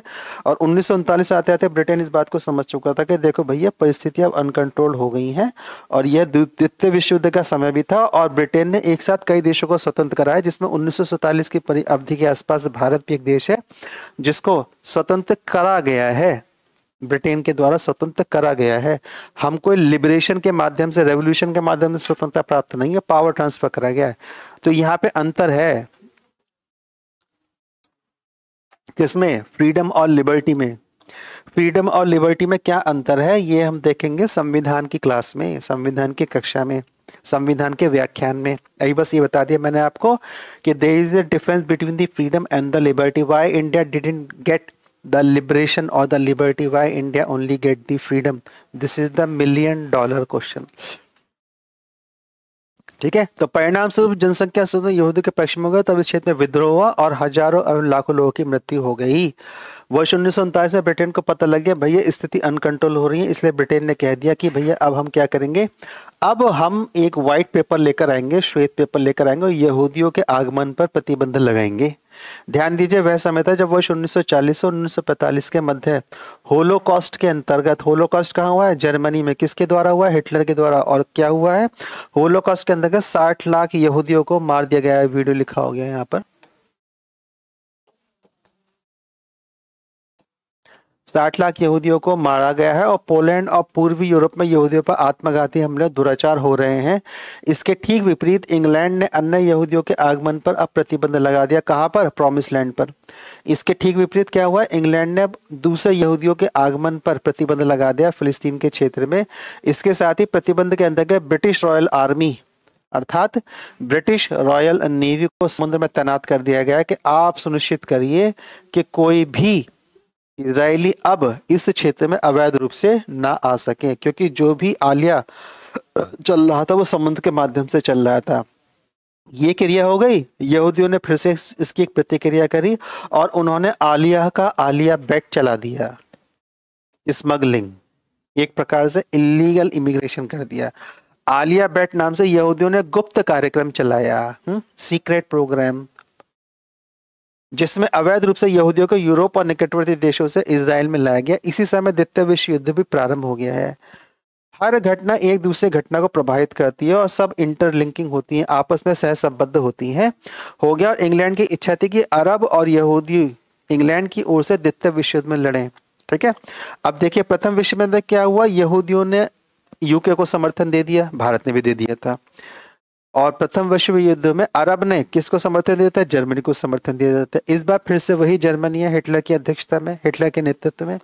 और इस बार यूके चाहता कि आप अपनी गलती को सुधार लो। चाहता तो फिलिस्तीन वर्ल्ड या अरब वर्ल्ड उसमें अपनी गलती को सुधार सकता था, लेकिन उन्होंने ऐसा नहीं करा। उन्होंने क्या करा, उन्होंने इस बार फिर से हिटलर को समर्थन दे दिया। यहूदियों ने इस बार फिर से यूके को समर्थन दे दिया है। भारत इस बार समर्थन की स्थिति में है नहीं, क्योंकि वहां पे आंदोलन चल रहे हैं। अरब और यहूदी इंग्लैंड की ओर से द्वितीय विश्व युद्ध में लड़े, ऐसी इच्छा व्यक्त करी गई थी यूके के द्वारा। लेकिन मुस्लिम और इस्लाम की मानसिकता है कि यह विरोध के आधार पर कूटनीति का निर्धारण करते हैं। मुस्लिम और इस्लाम की मानसिकता क्या है, विरोध के आधार पर कूटनीति का निर्धारण करते हैं, स्वार्थ के आधार पर नहीं। ये सबसे बड़ी निगेटिविटी है। विरोध के आधार पर अपनी नीति निर्धारण करते हैं वह, और विरोध भी धार्मिक आधार होता है केवल और केवल। क्योंकि आप देखेंगे इस समय सरकार की जितनी भी योजनाएं आ रही हैं, भले ही मुस्लिम जनसंख्या इस समय देश में, मैं आपसे बात कर रहा हूँ, बहुत मैक्सिमम होगी तो 25% पहुंच गई होगी इस समय, लेकिन 37% का एडवांटेज केवल 25% पॉपुलेशन ले रही है इस समय वर्तमान सरकार से, और क्या क्या नहीं मिल रहा है। लेकिन अगर आप बूथ वाइज वोट काउंटिंग देखेंगे तो कितना मिल रहा है, 7, 8, 9, 0, 10, 5, इस प्रकार से। क्यों? क्योंकि सारे लाभ लेते हुए सर्वोपरि कौन है, सर्वोपरि धर्म है, और धर्म के आधार पर ही सारे के सारे निर्णय लिए जाते हैं। तो उसी धर्म के आधार पर फिर से निर्णय लिया गया कि निर्णय हम क्या करेंगे, हम जर्मनी को समर्थन देंगे। और इसके पीछे कैलकुलेटिव सोच क्या थी, कैलकुलेशन क्या थी, गणना क्या थी, गुणात्मक सोच क्या थी, गणनात्मक सोच क्या थी। तो गणनात्मक सोच ये थी, जर्मनी जीतेगा, जर्मनी के शासक हैं हिटलर, वो वैसे ही यहूदियों को मार रहे हैं, जर्मनी जीतेगा तो हिटलर आएंगे यहाँ पर अपने आधिपत्य स्थापित करेंगे, हमें उनसे कोई समस्या नहीं, हमें वो रहने देंगे और इस क्षेत्र को यहूदियों मुक्त कर देंगे। क्योंकि जो बच्चे कुछ होलोकॉस्ट के अंतर्गत जो 30 लाख यहूदी यूरोप में बचे थे, ये जो 60 लाख था ये 2/3 था टोटल यहूदी पॉपुलेशन का यूरोप में। 60 लाख जो था ये 2/3 था टोटल यहूदी पॉपुलेशन का यूरोप में। तो हिटलर आएंगे, बाकी के 30 लाख को इनको ही मार मूर के छुट्टी मारेंगे और ये पूरा क्षेत्र यहूदी विहीन हो जाएगा। इस कूटनीति के साथ अरब वर्ल्ड द्वितीय विश्व युद्ध में इजराइल के वो जर्मनी के साथ चला गया। लेकिन भैया परिस्थिति बदल गई, और एक परिस्थिति ऐसे बदली कि फिर से यूके जीत गया और जर्मनी हारा। और जब जर्मनी हारा तो इस बार यूके बहुत बेदखल हो गया किससे, अरब मुस्लिम समुदाय से। इसके पृष्ठभूमि में विचार ये था, विचार मैंने आपको बता दिया, और इजराइल नामक देश अस्तित्व में आएगा और जो यहूदियों पर हो रहे जर्मन की सेना उन्हें यहाँ पर आकर समाप्त कर देगी। अब ध्यान दीजिए क्या है, यहूदियों की वैश्विक स्तर पर जनसंख्या है 0.2% है।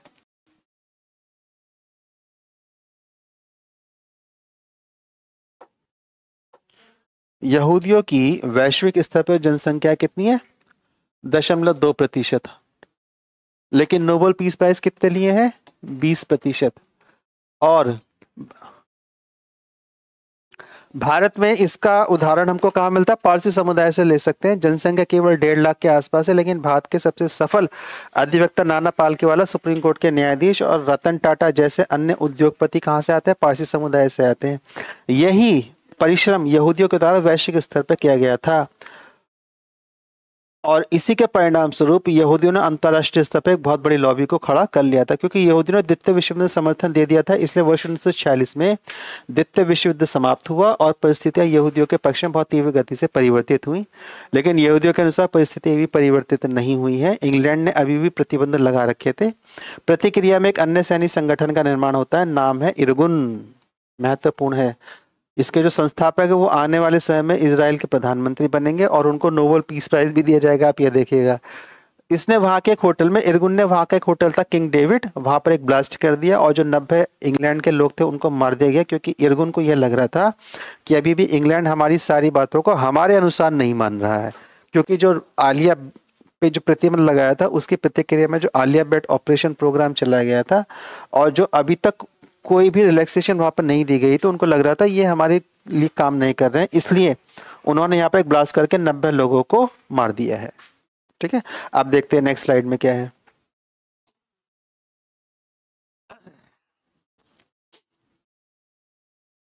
तो अब हम अपनी नेक्स्ट स्लाइड पे आते हैं। नेक्स्ट स्लाइड्स क्या कह रही है? तो नेक्स्ट स्लाइड्स हमसे ये कह रही है,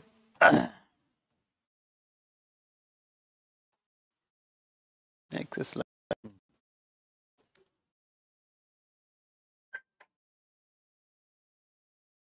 ठीक, क्या हुआ? इसी के साथ यह घोषणा इस इंग्लैंड के द्वारा की गई कि 15 मई 1948 तक, कब तक? 15 मई 1948 तक। ये देखिए, हम इस क्षेत्र को छोड़ देंगे और 29 नवंबर 1947 संयुक्त राष्ट्र एक प्रस्ताव लेकर महासभा के समक्ष आया, जिसके अनुसार इस क्षेत्र के विभाजन से पहला इजराइल और फिर फिलिस्तीन राज्यों का निर्माण होना था। डिक्लेरेशन कब दी गई है? खाली कर देंगे 15 मई 1948 तक। भारत के लिए डिक्लेरेशन भी इसी समय कालखंड में दी गई है, यानी कि यूरोप में ब्रिटेन जो एक महाशक्ति हुआ करता था, अब अपनी कॉलोनीज को, अपने उपनिवेशों को वो लगातार छोड़ रहा है। अच्छा, छोड़ने के 4 कारण बताए गए हैं। ठीक है, भारत के परिप्रेक्ष्य में विपिन चंद्रा कहते हैं भाई छोड़ने के 4 कारण हैं, और जो पहला कारण है वो क्या है?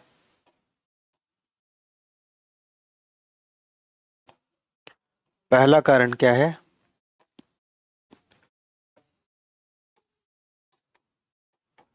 आर्थिक क्षीण हो गया है, कमजोर हो गया है। कौन? ब्रिटेन।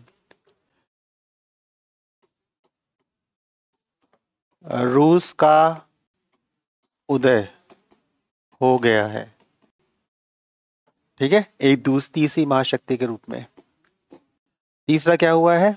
तीसरा ये हुआ है कि भारतीयों में नायकवाद आ गया। और ये नायकवाद किस कारण से आया कि 1937 में जब प्रांतीय विधानसभा का रेजिग्नेशन हुआ, तो उससे पहले भारतीयों ने सरकारें चलाई। तो जब सरकारें चलाई तो उनको सरकार के शासन का और प्रशासन का अनुभव हो गया है। उस शासन और प्रशासन के कारण उनका विश्वास हो गया कि अब हम देश चला सकते हैं।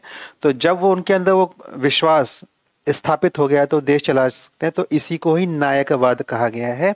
और चौथा है कि जो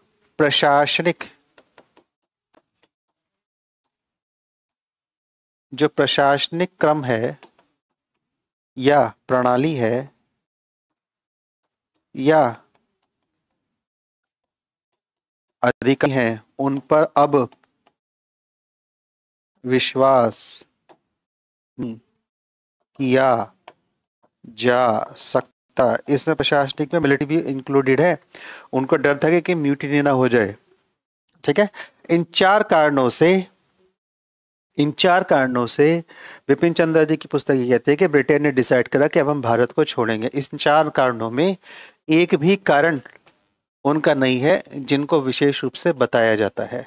ठीक है, तो इन 4 कारणों के कारण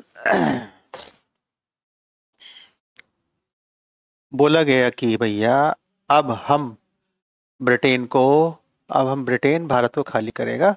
और उसी क्रम में ना हो जाए भाई, ऐसी भी नियत कर लो। और उसी क्रम में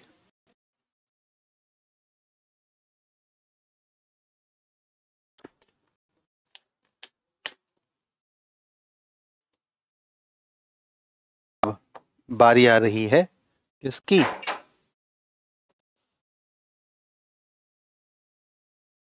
बारी आ रही है इस क्षेत्र को खाली करने की।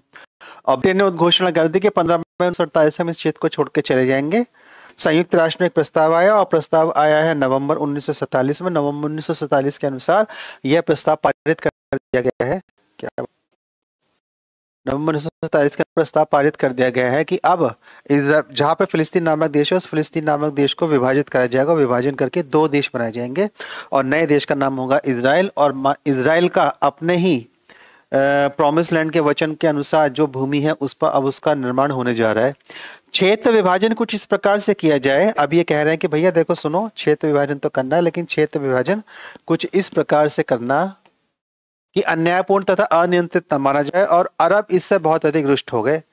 एक अविश्वास की स्थिति अरब में बनी हुई थी, अरब मुस्लिम से बनी हुई थी, वो इससे और अधिक रुष्ट हो गए। उनको लगा कि अंतर्राष्ट्रीय संस्था भी हमारे विरुद्ध ही कार्य कर रही है, क्योंकि सोवियत संयुक्त राष्ट्र में बोलबाला अमेरिका, ब्रिटेन और सोवियत संघ का था, जिसमें यहूदी मंडली बहुत अधिक सशक्त थी। इसलिए निर्णय इजराइल के पक्ष में आ गया है। जिसकी लाठी उसकी भैंस, यह सिद्धांत यहाँ पे क्रियान्वित करा गया है। और समर्थन के पक्ष में 33 वोट, विरोध में 13 वोट और 10 वोट इसमें अब्सटेन अनुपस्थित रहे। और भारत अरब देशों के संगठन से इतर पूरे विश्व में एकमात्र ऐसा देश था जिसने इसके विरोध में और अरब मुस्लिम समुदाय के जो मंतव्य था, जो दृष्टिकोण था, उसके पक्ष में अपना मतदान किया था। अरब देशों की मंडली से अलग भारत एकमात्र ऐसा देश था जिसने इसके विरोध में मतदान किया और आज कांग्रेस पार्टी भी यही कर रही है।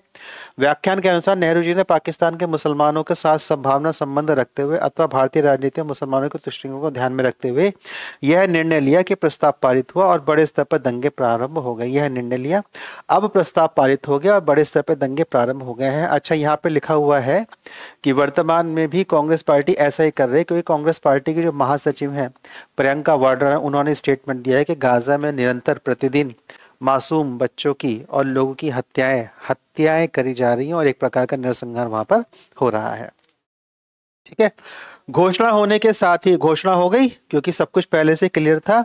इजराइल राज्य की घोषणा करने वाले थे डेविड बेन ग्यूरियन, जो आगे चलकर जो जूइस एजेंसी के वहां के हेड थे और आगे चलकर इजराइल के प्रधानमंत्री बने हैं। और जैसे यह घोषणा हो गई और प्रस्ताव इजराइल के पक्ष में पारित हो गया, अमेरिका ने, क्योंकि तैयारी तो पहले से थी, अमेरिका और उसके प्रमुख साथी देशों ने तुरंत इजराइल को मान्यता दे दी। और 1950 में भारत ने भी इजराइल को मान्यता दी है। अर्थात इजराइल के बनने के साथ ही, क्योंकि भारत ने इजराइल के बनने के विरोध में मतदान किया था नेहरू जी के प्रधानमंत्रित्व अध्यक्षता में, इस कारण से वर्ष 1950 लग गया आते आते जब भारत ने इजराइल को राज्य के रूप में मान्यता दे दी। आज भी पाकिस्तान, अरब लीग और अफगानिस्तान ऐसे आधिकारिक निकाय हैं, ऐसे आधिकारिक देश हैं जिन्होंने अभी तक इजराइल को मान्यता एक देश के रूप में नहीं दी है। आगे आइए। ठीक, आगे क्या है, बस समझने का बात है, केवल समझने की बात है केवल, क्योंकि ना कुछ नहीं है। हाँ, जो नोटेड पॉइंट है उनको नोट करते चलिएगा अपने साथ। मैंने आपके लिए बहुत अधिक सुविधा कर दी है, अब इससे अधिक और क्या चाहिए। वेबसाइट पर नोट्स अवेलेबल हैं, बाकी मैं स्लाइड्स के माध्यम से पढ़ा रहा हूँ। आपको बस लेक्चर को देखना समझना, कुछ इंपॉर्टेंट पॉइंट हो तो अपने स्तर से नोट कर लीजिए, क्योंकि आपकी बुद्धि, स्वविद्धि, विवेक की भी तो अपनी शक्तियां हैं। ठीक है, अब आगे चलते हैं। तो 15 मई 1948 के दिन से एक युद्ध प्रारंभ हो गया। डिक्लेरेशन क्या था कि ब्रिटेन अब इस स्थान को खाली कर देगा। तो 15 मई 1948 के एक दिन पहले से एक युद्ध प्रारंभ हो गया जो कि 1 वर्ष तक चला। हमला करने वाले प्रमुख देश कौन कौन से थे तो देख लीजिए। इजिप्ट था, जॉर्डन था, सीरिया था और इराक था, जिन्होंने सहायता से, और इनको सहायता किसकी मिली, सूडान की। इनको सहायता मिली सूडान की, अरब की और यमन की। और परिणाम स्वरूप इजराइल ने 1 वर्ष के अंतराल पर भी इस युद्ध को जीत लिया। 1 वर्ष तक युद्ध चला और उसके बाद इजराइल विजय घोषित हुआ। युद्ध जीतने का मुख्य कारण अस्तित्व का संकट था। ध्यान दीजिए, हमने डिस्कस करा था कि कोई व्यक्ति या कोई देश किसी घटना को किस दृष्टिकोण से देखता है? इज़राइल सदैव अपने ऊपर किए गए आक्रमण को अपने अस्तित्व के संकट की दृष्टि से देखता है। That there is a conflict and the danger zone of the existence और there is a threat to the existence of the Israel. और जब आपके पास अब खोने के लिए कुछ नहीं होता, क्योंकि आपको पता है अगर मैं हार गया तो समाप्त हो जाऊंगा, इसलिए आपके पास खोने के लिए कुछ नहीं है, जो है सब बोनस बोनस है। इसलिए आप अपनी पूरी क्षमता के साथ, और मैं कहता हूँ क्षमता से अधिक क्षमता के साथ लड़ते हैं। और इज़राइल भी ठीक वैसे ही करता है, उसे अपने अस्तित्व का संकट मानता है, जबकि अरब देशों के बीच यह एक सम्मान का विषय है। और इस सम्मान को हमने नाम दिया था वर्चस्व। ठीक है, क्योंकि वो नहीं चाहते कि ये जो पूरा अरब देश है, अरब भूमि का खंड है जिसमें सारे के सारे मुस्लिम देश हैं, इसमें एक गैर विधर्मी देश यहाँ पर अस्तित्व में रहे। युद्ध के परिणाम के साथ मानचित्र और परिवर्तित हुआ और इज़राइल ने अपने क्षेत्र में और विस्तार किया तथा मध्य गाजा पट्टी पर इसका पूरा अधिकरण हो गया। गाजा पट्टी का एक छोटा सा टुकड़ा इज़राइल के आधिपत्य में नहीं आया, जिसे आज की गाजा पट्टी कहा जाता है, और इसी से हमास ऑपरेट कर रहा है, अर्थात इसी क्षेत्र में हमास का शासन चल रहा है। लेकिन जो महत्वपूर्ण घटना था, तो महत्वपूर्ण घटना क्या हुई थी कि अब इसके बाद आधा यरूशलेम किसके पास आ गया? इज़राइल के पास आ गया। प्रॉमिस लैंड में से उसने अपना पोषण धीरे धीरे ले लिया। तो सारा का सारा क्षेत्र किसी भी युद्ध के बाद इज़राइल जो अपने क्षेत्र का विस्तार करता है, वो क्षेत्र का विस्तार किस आधार पर कर रहा था? वो क्षेत्र का विस्तार ठीक उसी आधार पर कर रहा है जिस आधार पर मैं आपको समझाता चला रहा हूं। और वो क्या है क्षेत्र? प्रॉमिस लैंड, वचनबद्ध भूमि। और वो लगातार अपनी वचनबद्ध भूमि को प्राप्त कर रहा है। और नए क्षेत्र पर एक सीमा रेखा खींची गई, और जब उसने अपना क्षेत्र विस्तार कर लिया इस युद्ध के बाद, तो उसने नए क्षेत्र पर एक सीमा रेखा खींची। उस सीमा रेखा क्षेत्र को उसने बोला ग्रीन लाइन। क्या बोला? उसने बोला ग्रीन लाइन। और उस ग्रीन लाइन के आधार पर उसने कहा कि अब भैया देखो, भविष्य में जो भी बातचीत होगी वो इस ग्रीन लाइन पर बैठकर होगी। इसको आप ठीक इस प्रकार से समझ सकते हैं कि भारत और पाकिस्तान के बीच में जो भी बात होती है, अंतर्राष्ट्रीय सीमा के स्तर के आधार पर नहीं होती, वो एलओसी के आधार पर होती है। ठीक है, जब 1999 का कारगिल युद्ध लड़ा गया तो भारतीय सेना को एक बड़े स्तर पर क्षति हुई। भारत के प्रधानमंत्री कौन थे उस समय? अटल बिहारी वाजपेयी।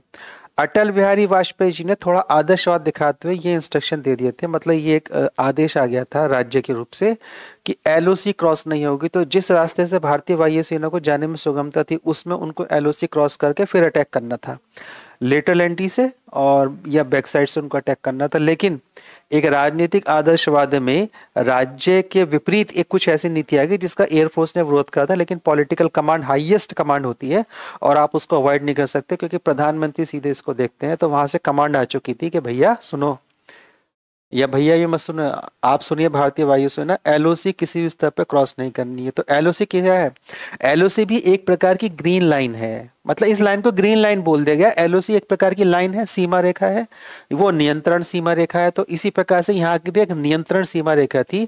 हमारे यहाँ इसको एलओसी कहा गया, उधर इसको ग्रीन लाइन कहा गया, और निर्धारित किया गया कि अब इस रेखा पर ही दोनों देशों के बीच मध्य भविष्य की बात होगी। ठीक है, तो अब आपको ये तो समझ में आ गया हो कि मैं सभी की आलोचना कर रहा हूँ। तो अभी तक जिन्होंने देखा समझा होगा वो समझेंगे शायद ये राइट विंग ओरिएंटेड पर्सन है। लेकिन जो बात है जिसकी गलत है उसकी गलत है, क्योंकि इस बात को लेकर 2 दिन पहले भी स्टेटमेंट आ चुका है कि भारतीय वायुसेना में जो भारतीय वायुसेना के अधिकारी थे जो जयपुर डायलॉग्स में अपनी बात को रख रहे थे, उनका कहा ये कमांड सीधे सीधे हमको दिए गए थे।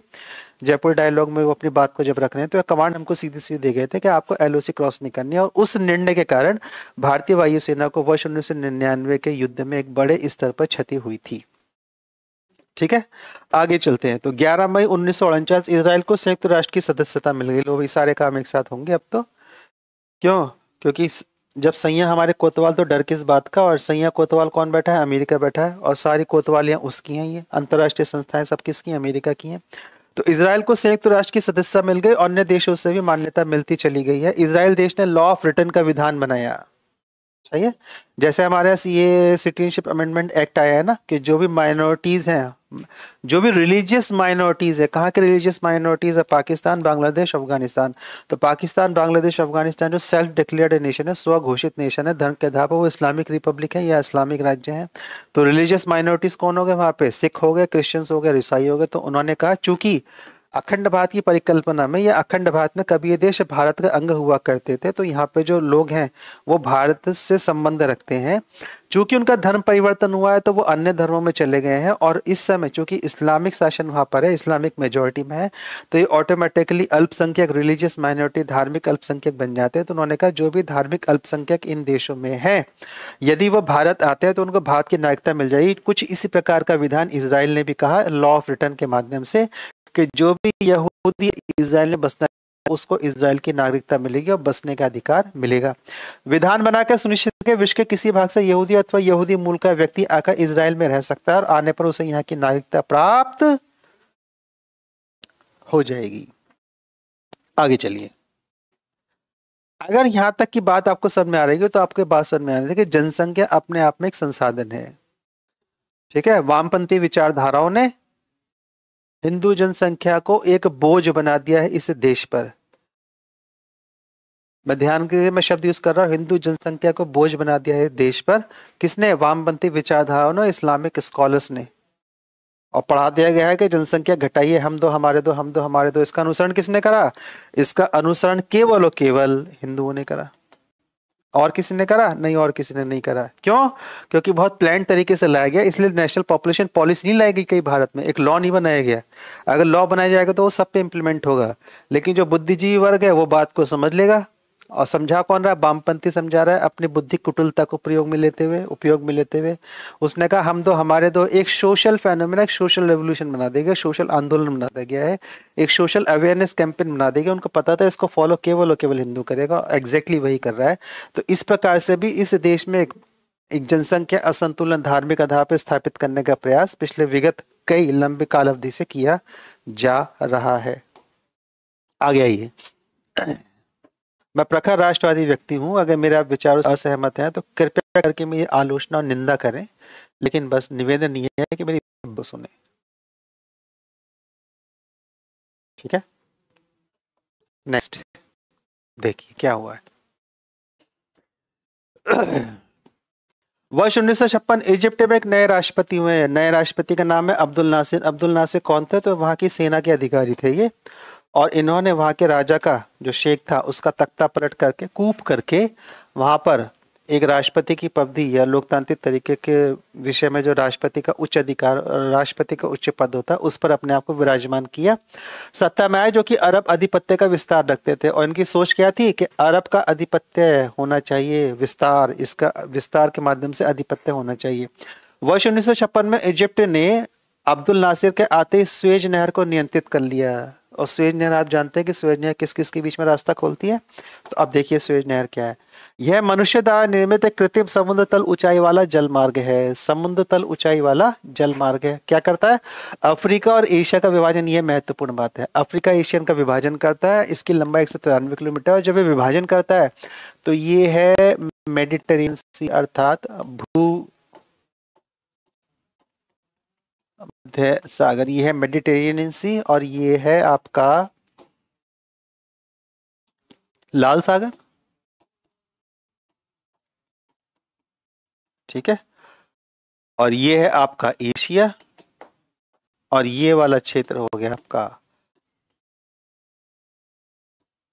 अफ्रीका। दोनों को डिवाइड कर रहा है कौन? कर रही है स्वेज नहर। लंबाई कितनी? 193 किलोमीटर है, और ये किस किस को कनेक्ट कर रही है? भूमध्य सागर से लाल सागर को। और भूमध्य सागर में यहीं पर है गाजा पट्टी, और ये पूरा इजराइल का क्षेत्र, अर्थात इजराइल का व्यापार स्वेज कैनाल के माध्यम से हो रहा है। और अब्दुल नासिर ने क्या करा? इस स्वेज नहर को नियंत्रित कर दिया, अर्थात इजराइल का व्यापार एशिया और पैसिफिक ओशियन के ईस्टर्न जोन पर जाके चाइना फिलीपींस के साथ आके ब्लॉक हो जाएगा। अब उसके पास केवल एक जल मार्ग बचा भूमध्य सागर का। पहले भूमध्य सागर क्रॉस करेगा, तब यूरोप होते हुए अफ्रीका में उसमें व्यापार का माध्यम था भी नहीं, तक कोई जाता, तो उसके पास केवल एक मार्केट बचा यूरोप, बाकी दूसरे मार्केटों से वो कट रहा है। तो स्वेज नहर को वास्तव में नियंत्रित करके इजराइल पर एक आर्थिक चोट करी गई है। और क्या करा उन्होंने? और क्या करा?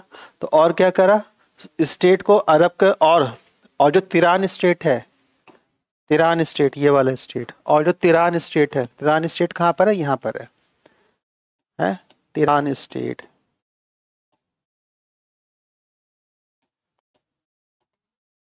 अच्छा, हिंदी में लिखूं? तो हिंदी में इसको बोलते हैं जल संधि। जल संधि क्या है?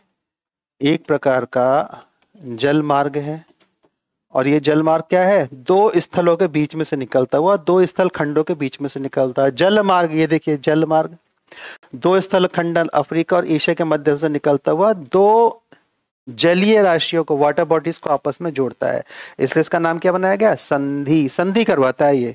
तो इसका प्रमुख लक्ष्य क्या है? ये दो जलीय राशियों को आपस में जोड़ता है, इसलिए इसको जल संधि स्ट्रेट कहा जाता है। ये कोई पास नहीं है, समुद्री मार्ग नहीं है।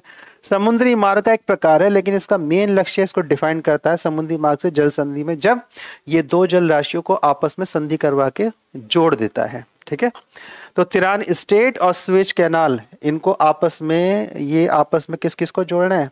भूमध्य सागर को। तिरान स्टेट आगे निकल जाता है सिनाई पेनिनसुला की ओर। इसको क्या कर रहा है? इसको नियंत्रित करा अब्दुल नासिर ने, इजिप्ट ने करा स्वेज कैनाल को, और अरब की सहायता से तिरान स्टेट को भी नियंत्रित में ला गया, और इस प्रकार से इजराइल के ऊपर एक आर्थिक चोट करने का प्रयास करा गया। उन्होंने कहा जब इसकी जेब में पैसा नहीं होगा तो व्यक्ति क्या होता है? निर्धन हो जाता है। आम भाषा में इसको बोलते हैं गरीब हो जाता है, और जब गरीब हो जाता है तो उसकी लड़ने की क्षमता समाप्त हो जाती है। जो भी लड़ाई कर रहे हैं वो सब आर्थिक रूप से संपन्न है, या उनके पास आर्थिक रूप से कुछ है ही नहीं, या तो भिखमंगे हैं।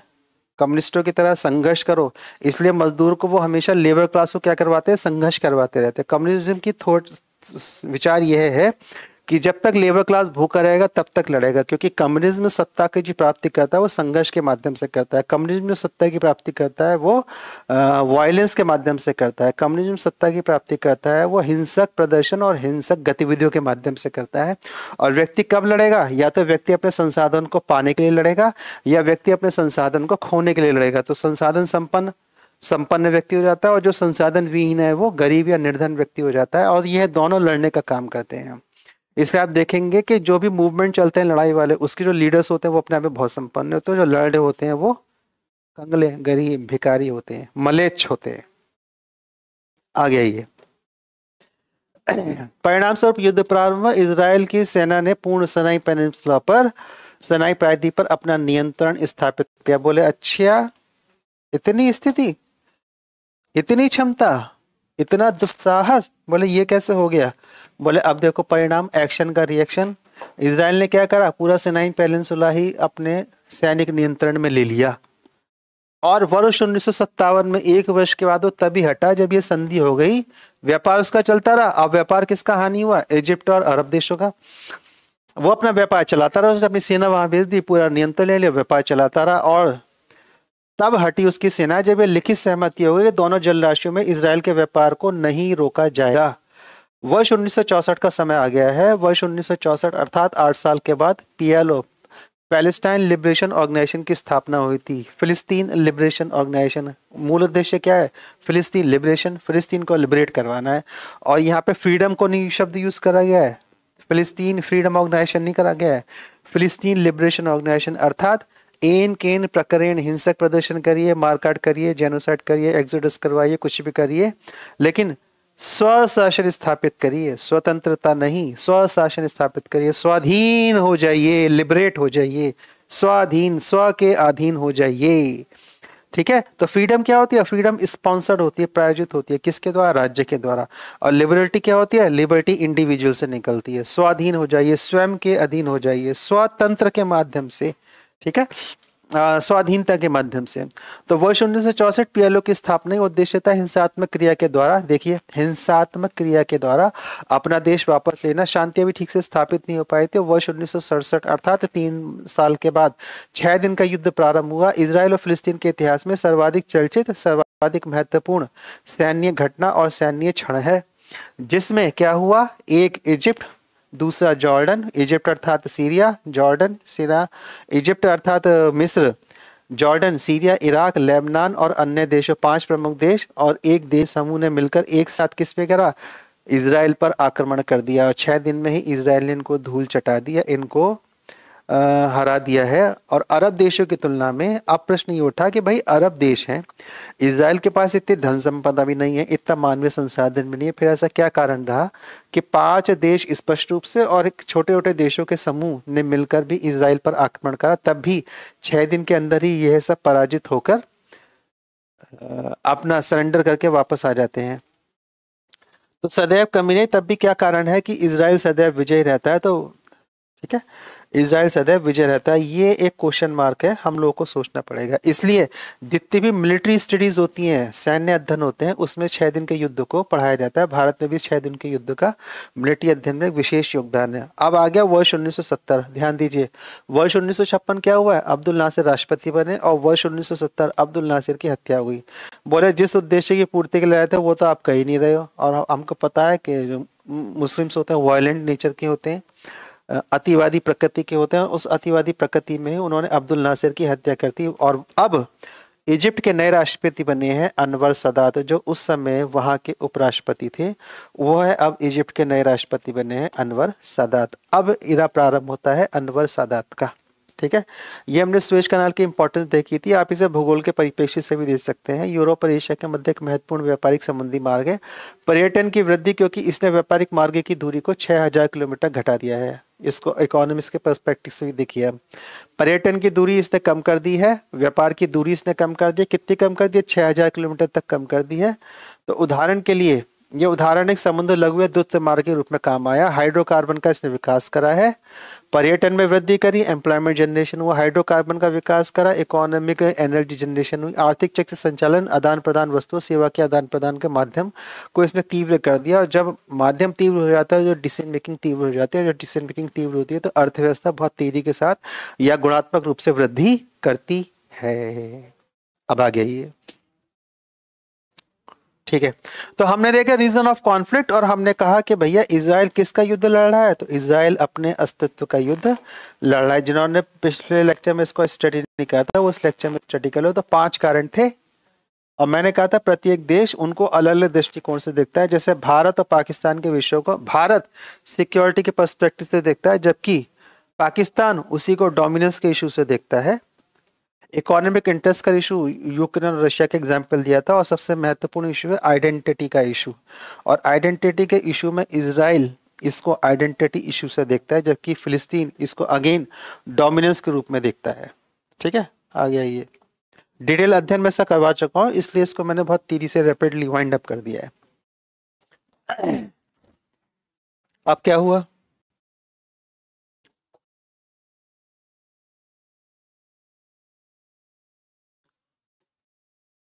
अब अरब देश अब समझ गए थे कि प्रत्यक्ष रूप से हम इजराइल से जीत पाएंगे, तो क्या करें, अप्रत्यक्ष रूप अर्थात आतंकवादी गतिविधियों में संलिप्त हो जाओ। जितने भी आतंकवादी संगठन हैं उसमें डोमिनेंस जो है 99% वो मुस्लिम आतंकवादी संगठनों की है, क्योंकि वो इसी रणनीति पर काम करते हैं कि छद्म युद्ध लड़ा जाए, ठीक है। तो म्यूनिक ओलंपिक वर्ष 1972 में जर्मनी के म्यूनिक में म्यूनिक ओलंपिक हुआ, और वहां के एक आतंकवादी संगठन ने इजराइल के लोगों की हत्या कर दी, 11 इजरायलियों को मार दिया। नोट, यहूदियों का जो ईश्वर है यहावे बहुत कठोर है, और उसकी डिक्शनरी में क्षमा शब्द नहीं है। इसलिए आपने कई बार ये फ्रेज कहावत सुनी होगी, an eye for eye and the tooth for tooth, आंख के बदले आंख, दांत के बदले दांत। ये प्रिंसिपल है यहावे का, अर्थात ये नीति सिद्धांत है किसका, इजराइल देश का। और जब इजराइल देश का, राज्य का नीति सिद्धांत है, तो सरकार क्या करेगी, इसको क्रियान्वित करेगी, क्योंकि सरकार क्या है, राज्य के क्रियान्वित या कार्यकारी इकाई है। उसने इसको क्रियान्वित करा और एक ऑपरेशन चलाया गया। यह हमला किसने करा था, एक ब्लैक सेप्टेम्बर नाम का आतंकवादी संगठन था जिसने हमला कर दिया, और उसको लेकर एक ऑपरेशन चलाया गया, रैथ ऑफ गॉड, ईश्वर का।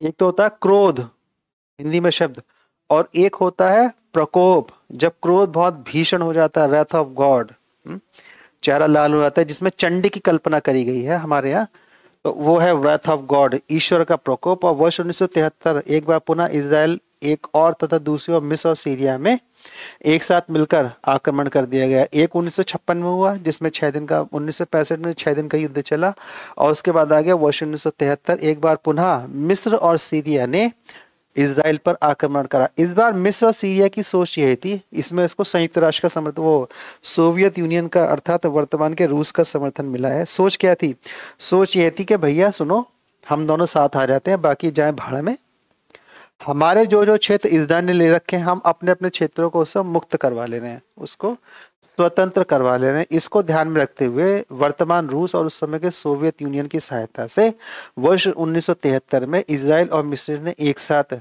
इजराइल पर हमला कर दिया, और परिणाम क्या हुआ?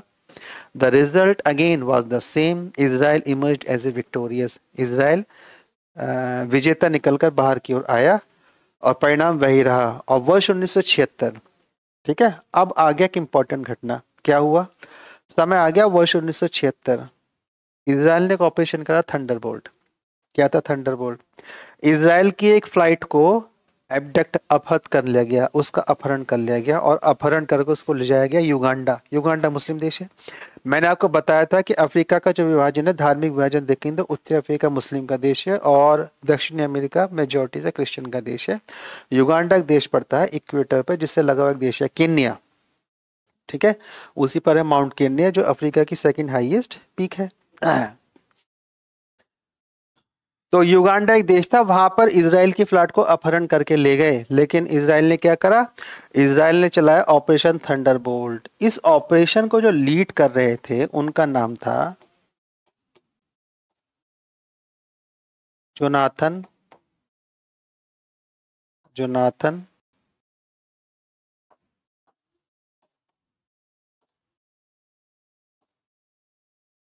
नेतन्याहू, ठीक है, नाम सुना है नेतन्याहू।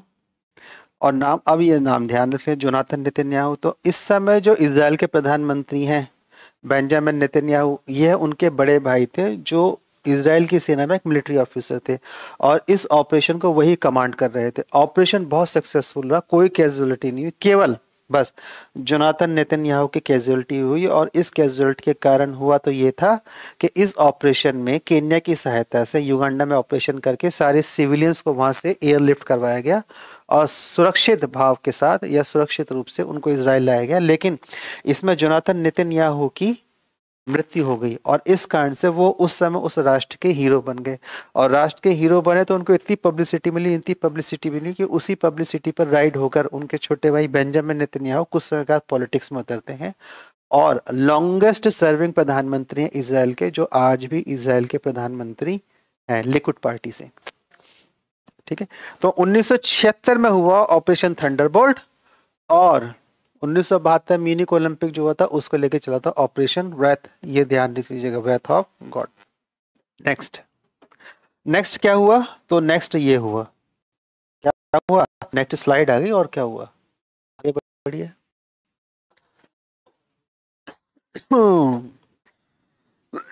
अरब देशों को लगभग आभास हो गया कि इजराइल से भैया युद्ध जीतना अब तो असंभव सा है, हम लगातार अपनी भूमि इजराइल के साथ गंवाते चले जा रहे हैं। और इसी को ध्यान में रखते हुए 1977 में शांति स्थापित करने का प्रयास हुआ, और उसी शांति स्थापित करने के प्रयास को लेके मैंने कहा था अब्दुल नासिर के बाद जो उपराष्ट्रपति थे, जो अब इजिप्ट के राष्ट्रपति, मिस्र के राष्ट्रपति बने हैं, उन्होंने 1977 में इजराइल की यात्रा की, और इस प्रकार यात्रा के दौरान ही आधिकारिक यात्रा करते उन्होंने इजराइल को मान्यता प्रदान कर दी। और इस प्रकार मिस्र अरब देशों समूह का वह पहला देश बना जिसने इजराइल को मान्यता प्रदान करी है। हमने कहा अभी भी पाकिस्तान, अफगानिस्तान और एक देश का था, नाम भूल गया मैं, उसने अभी तक उसको मान्यता प्रदान नहीं करी है, ठीक है। जब आधिकारिक यात्रा करी तो उसके अगले वर्ष ही, ठीक वर्ष 1978 में कैंप डेविड अकॉर्ड हो गया, और उस कैंप डेविड अकॉर्ड में हस्ताक्षर हुए, और उसके अंतर्गत इजराइल ने सिनाई प्रायद्वीप से अपनी सेना को वापस बुला लिया।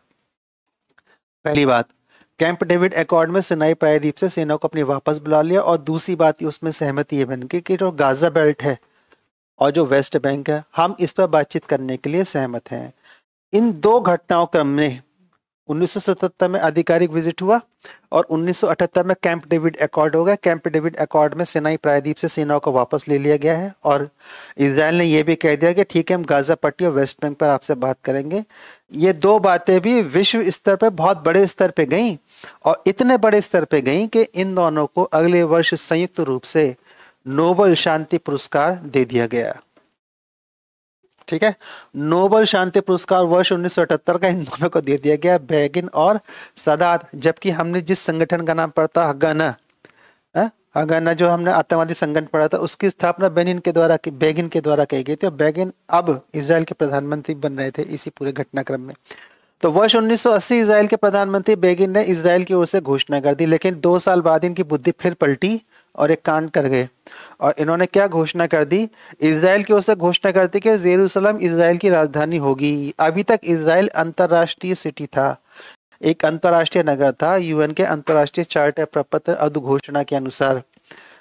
ठीक है, इजराइल की राजधानियों के परिणाम स्वरूप तथा पश्चिम देशों ने इसको लेकर रुष्टता व्यक्त करी।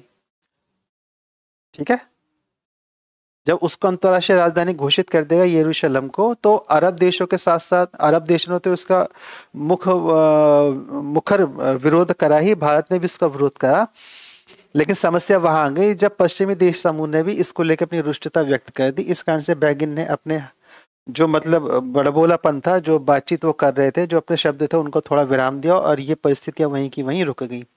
अब आ गया वर्ष 1993, एक बार पुनः अशांति प्रयास के परिणाम स्वरूप ओस्लो अकॉर्ड हो गया।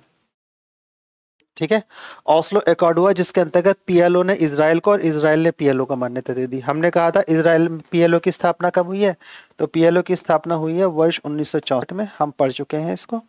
और अब 1993 में, अर्थात लगभग 29 वर्ष के बाद पीएलओ ने इजराइल को, इजराइल ने पीएलओ को मान्यता दे दी। और पीएलओ को यह अधिकार भी दे दिया मान्यता के साथ ही कि क्या अधिकार दे दिया कि गाजा पट्टी और वेस्ट बैंक पर अपना शासन स्थापित कर सकती है। और मोहम्मद अब्बास जो पीएलओ के उस समय हेड थे, वो आज भी, जो पीएलओ की तरफ से उस समय वार्तालाप में सम्मिलित थे, वो आज पीएलओ के हेड हैं। फिलिस्तीन के सामान्य नेताओं में से एक है। परिणाम स्वरूप पैलेस्टाइन नेशनल अथॉरिटी का गठन करा गया। परिणाम स्वरूप किसका गठन हुआ? पैलेस्टाइन नेशनल अथॉरिटी का गठन हुआ। किसके बाद? वर्ष 1993 के ओस्लो अकॉर्ड के बाद गठन हुआ। मोहम्मद अब्बास अभी भी इसके प्रमुख बने हुए हैं। मोहम्मद अब्बास अब इसके प्रमुख बने हुए हैं। वर्ष 1994 में जॉर्डन के साथ समझौता हो गया। 1993 हो गया Oslo accord, Palestine liberation organisation की स्थापना हो गई है। उसके ठीक 1 साल बाद वर्ष 1994 में क्या हुआ है? जॉर्डन के साथ एक समझौता हो गया और जॉर्डन ने भी इजराइल को मान्यता दे दी है। पहला देश बना अरब देश समूह की ओर से मान्यता देने वाला इजिप्ट, इसके बाद मान्यता दी है पैलेस्टाइन लिबरेशन ऑर्गेनाइजेशन ने, और उसके बाद मान्यता दे दी जॉर्डन ने। अब जॉर्डन का मान्यता देना एक महत्वपूर्ण घटनाक्रम है, क्योंकि अगर आप जॉर्डन के राजकीय परिवार का इतिहास देखेंगे, राजकीय परिवार का इतिहास देखेंगे, तो आपको ये पता लगेगा कि जो पैगंबर मोहम्मद साहब हैं, उनकी वंशावली में ही आज का जॉर्डन परिवार है।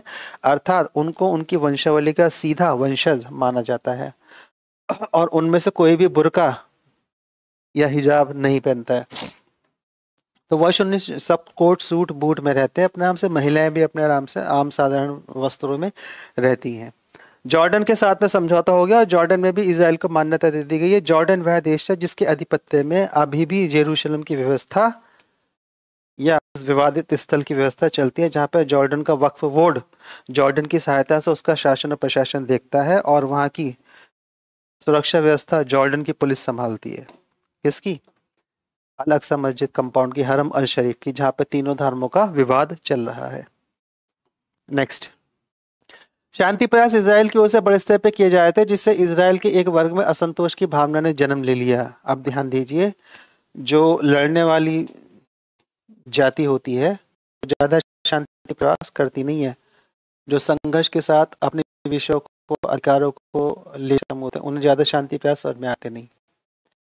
यही गांधी जी के विषय में हुआ था वर्ष 1945 और उसके बाद। तो यहाँ तक चिट्ठियां आने लगी थी कि आप मर क्यों नहीं जाते हो, क्योंकि एक नई पुस्तक का अनावरण हुआ है, उस पुस्तक में इन सारे विषयों का उल्लेख दिया गया है। आ गया ये। ठीक। परिणाम स्वरूप 1945 में यागेल अमीर व्यक्ति ने प्रधानमंत्री रेबिन की हत्या कर दी। उन्हें लगा था रेबिन बड़े ज्यादा सॉफ्ट हो रहे हैं, इस कारण से उन्होंने रेबिन की हत्या कर दी, और उस समय के शांति प्रयास ठीक वहीं पर रुक गए। वर्ष 1996 में प्रधानमंत्री बेंजामिन नेतन्याहू इजराइल के प्रधानमंत्री बन रहे हैं पहली बार। ये आ गया वर्ष 1996। इजराइल के प्रधानमंत्री के रूप में उनका प्रवेश होता है वर्ष 1996 से 1999 तक, तथा वर्ष 2009 से अभी तक 2021 तक, और अभी 2023 तक वो इजराइल के प्रधानमंत्री है। ये बीच में थोड़ा सा गैप हुआ था, कुछ समय के लिए दूसरे प्रधानमंत्री आए हैं। अब फिर से बेंजामिन नेतन्याहू चुनाव के बाद वहां पर इजराइल के नए प्रधानमंत्री के रूप में स्थापित हो चुके हैं। बेंजामिन नेतन्याहू ने शांति स्थापित होने के लिए दो महत्वपूर्ण काम किए। दो महत्वपूर्ण काम किए। पहला महत्वपूर्ण काम हेब्रॉन से, मैंने कहा था ना आने वाले अभी कुल स्लाइड में हम हेब्रॉन को देखेंगे, और मैंने आपको हेब्रॉन दिखाया था कि हेब्रॉन कहाँ पर है। ठीक है, तो कहाँ पर था वो? यरूशलेम के जस्ट साउथ पर, थोड़ा सा ईस्ट में। हेब्रॉन से इजराइल की सेना को हटा लिया है। अब हेब्रॉन क्या है, हेब्रॉन का महत्व क्या है, तो आप ध्यान दीजिए। हमने कहा था इब्राहिम इन तीनों धर्मों के मुख्य पैगंबर हैं, अर्थात इन तीनों धर्मों को इब्राहिमवादी धर्म भी बोला जाता है। तो हेब्रॉन में इब्राहिम उनकी पत्नी, इस्माइल उनकी पत्नी और जैकब उनकी पत्नी, इन छह की छह कब्र हेब्रॉन में है। और जहां पर इजराइल की सेना ने आधिपत्य कर लिया था, उसकी सुरक्षा व्यवस्था अपने पास ले थी। जबकि इब्राहिम की यदि मान्यता तीनों धर्मों में है, तो तीनों धर्म के अनुयायी ही, अर्थात ये तीनों धर्म के धार्मिक यात्री इसका परिभ्रमण करने आते हैं, इसकी यात्रा पे आते हैं। और चूंकि इजराइल की सेना वहां पर थी, तो इसलिए थोड़ा सा एक असहज स्थिति वहां पे बनी हुई थी, जिससे इजराइल का आधिपत्य भी हेब्रोन पर माना जा रहा था।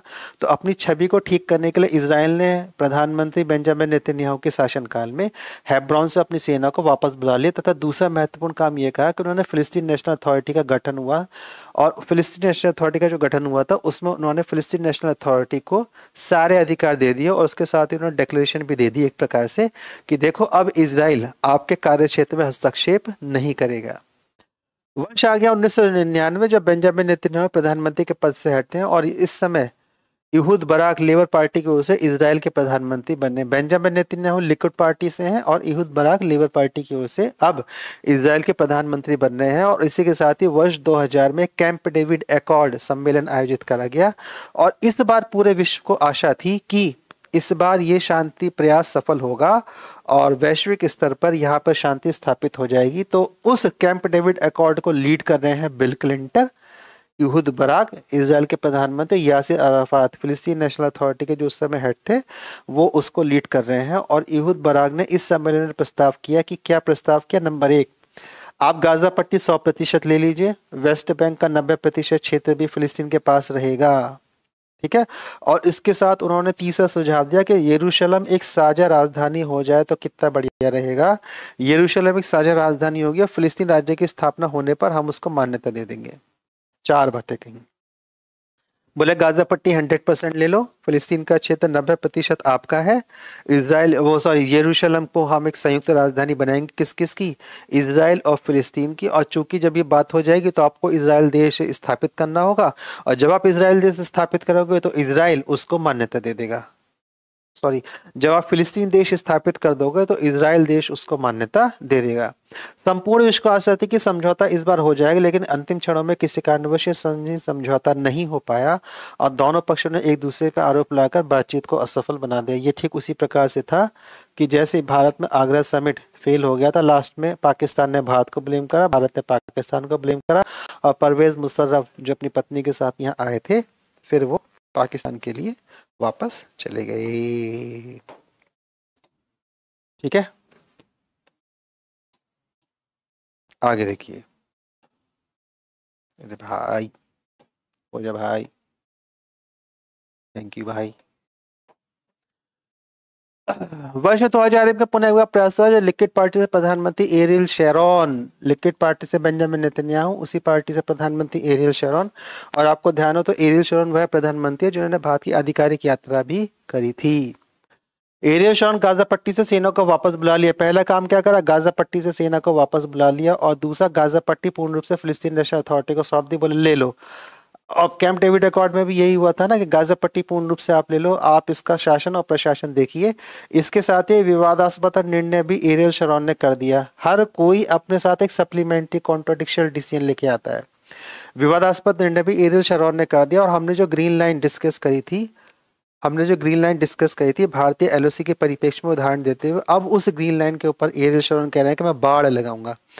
इस बाड़ लगाने को एक प्रकार से समझा गया कि वो एक प्रकार से बाड़ा बना रहे हैं। बाड़ा अर्थात एक कंपाउंड जोन बना रहे हैं, जिसको समझा गया कि अब ये फिलिस्तीन देश को और फिलिस्तीनियों को बांधने का प्रयास कर रहे हैं एक सीमांकन में, और एक सीमांकन में अर्थात एक दीवार के अंतर्गत एक कंपाउंड बनाकर उनको बांधने का प्रयास कर रहे हैं। वास्तव में 1948 के युद्ध के पश्चात ग्रीन लाइन का निर्माण हुआ था, सामान्य रूप से उसे ही दोनों देशों के बीच की अंतर्राष्ट्रीय सीमा मान लिया गया था। सहमति ये बनी थी कि अब भविष्य की जो ये बात होगी बस ग्रीन लाइन पर होगी। एरियल शरोन ने ग्रीन लाइन के वेस्ट बैंक पर एक बाड़ बनानी प्रारंभ करी।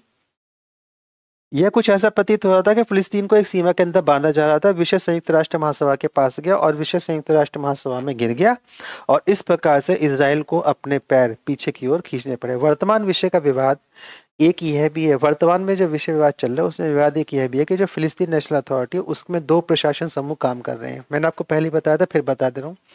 जो फिलिस्तीन नेशनल अथॉरिटी है उसमें दो प्रशासन समूह काम कर रहे हैं। एक प्रशासन समूह काम कर रहा है फतेह पार्टी के अंतर्गत। ये फतेह पार्टी रूल करती है प्रॉपर फिलिस्तीन को, और जबकि दूसरा प्रशासन समूह काम कर रहा है हमास, जो कि आतंकवादी संगठन लेकिन गाजा पट्टी में एक पॉलिटिकल संगठन भी, और हमास की वहाँ पे सरकार चलती है और गाजा पट्टी का प्रशासन और प्रशासन पूर्ण रूप से हमास देखता है। हालांकि फिलिस्तीन नेशनल अथॉरिटी का ही पार्ट है लेकिन गाजा को पूर्ण रूप से हमास देखता है। हमास एक आतंकवादी संगठन है, इस पर रोक टोक फिलिस्तीन नेशनल अथॉरिटी अपनी ठीक प्रकार से लगा नहीं पाता है क्योंकि इसकी जो फंडिंग होती है वो हमास के आतंकवादी समूहों के आकाओं के द्वारा होती है। मैंने आपको कहा था कि जो संगठन चला रहे हैं वो अपने आप में बहुत वेलबींग होते हैं। 8,000 करोड़ की संपत्ति के साथ हमास का चीफ कतर से बैठ के हमास का ऑपरेट करता है और उसके बेटे के पास अपने पास स्वयं में 5 से 6,000 करोड़ की संपत्ति है। सूट्स, शिप्स वगैरह, जेट, प्राइवेट प्लेन वगैरह सब है उनके पास। लेकिन मुसलमान अल्लाह के लिए लड़ेगा, संघर्ष करेगा। अब आया मई 2021 का विवाद। तो आप ये समझिए यरूशलेम में एक जगह है शेख जर्रा, यरूशलेम के निकट एक जगह है शेख जर्रा। उस शेख जर्रा में जब इजराइल देश बन रहा था, बनने की प्रक्रिया में था, तो यहूदियों ने क्या करा, मुसलमानों से संपत्तियां खरीदी ताकि हम भविष्य में आप यहाँ आके रहेंगे। लेकिन संपत्तियां ले ली, उनके लीगल पेपर बन गए लेकिन उन्होंने वहां पे रहना प्रारंभ नहीं करा और मुसलमान ही उस घर को बेचने का, तो उस घर में रहते रहे, एक उदाहरण के रूप में। ठीक है, तो मई 2021 का विवाद क्या है, तो अब विवाद ये हुआ कि जब इजराइल देश बन गया तो यहूदी चाहते हैं अब इसे भी इजरायली यहूदी बहुल करा जाए। इसलिए उन्होंने मुसलमानों से जाकर कहा, अरब मुस्लिमों से जाकर कि भैया ऐसा है, जो हमारी संपत्ति है वो हमको दे दो। इस बात को अरब मुस्लिम लोगों ने स्वीकार नहीं करा। विषय चला गया है न्यायालय के पास है। न्यायालय में जो लोकल न्यायालय था उसने निश्चित दिया है किसके पक्ष में, यहूदियों के पक्ष में। बात भी ठीक है क्योंकि यह विवाद जो था भूमि संपत्ति विषय विवाद था। उन्होंने कहा था आपने प्रॉपर्टी लिया, बोले हाँ ली है। बोले किसके नाम से, बोले इस व्यक्ति के नाम से। ये व्यक्ति कौन है, यहूदी। तो यहूदी व्यक्ति कह रहा है मेरी संपत्ति वापस लौटाओ, इसमें क्या गलत है। तो उन्होंने कहा कि आपको संपत्ति खाली पड़नी को, लोकल कोर्ट ने कहा कि संपत्ति आपको खाली करनी पड़ेगी। लेकिन यहूदी लोगों से कहा, शासन प्रशासन से कहा, जो खाली करने की प्रक्रिया है वो हिंसात्मक नहीं होनी चाहिए, आराम से उसको खाली करवा लिया जाए। मुस्लिम अरब समुदाय ने इस विषय और इस निर्णय को अपनी अस्मिता के विरुद्ध पाया। परिणाम स्वरूप क्या हुआ, फिर से दंगे होने लगे और दंगे प्रारंभ हो गए। जब दंगे प्रारंभ हो गए तो वर्तमान की वैधानिक स्थिति है कि संयुक्त राष्ट्र प्रस्ताव के अनुसार अरब वर्ल्ड के मुसलमान ये कहते हैं कि भैया वर्तमान की स्थिति यह है कि संयुक्त राष्ट्र प्रस्ताव के अनुसार यरूशलेम जो है वो एक अंतर्राष्ट्रीय नगर है और ये यदि वो अंतर्राष्ट्रीय साझा नगर है तो वहाँ पे इजराइल के लोकल लॉज अर्थात स्थानीय विधि व्यवस्था वहाँ पे लागू क्रियान्वित नहीं की जा सकती। और जब वो क्रियान्वित नहीं की जा सकती तो किस अधिकार के अंतर्गत हमसे कहा जा रहा है कि हम अपने घर या संपत्तियों को वहाँ से खाली कर दें। विषय गया सुप्रीम कोर्ट के पास।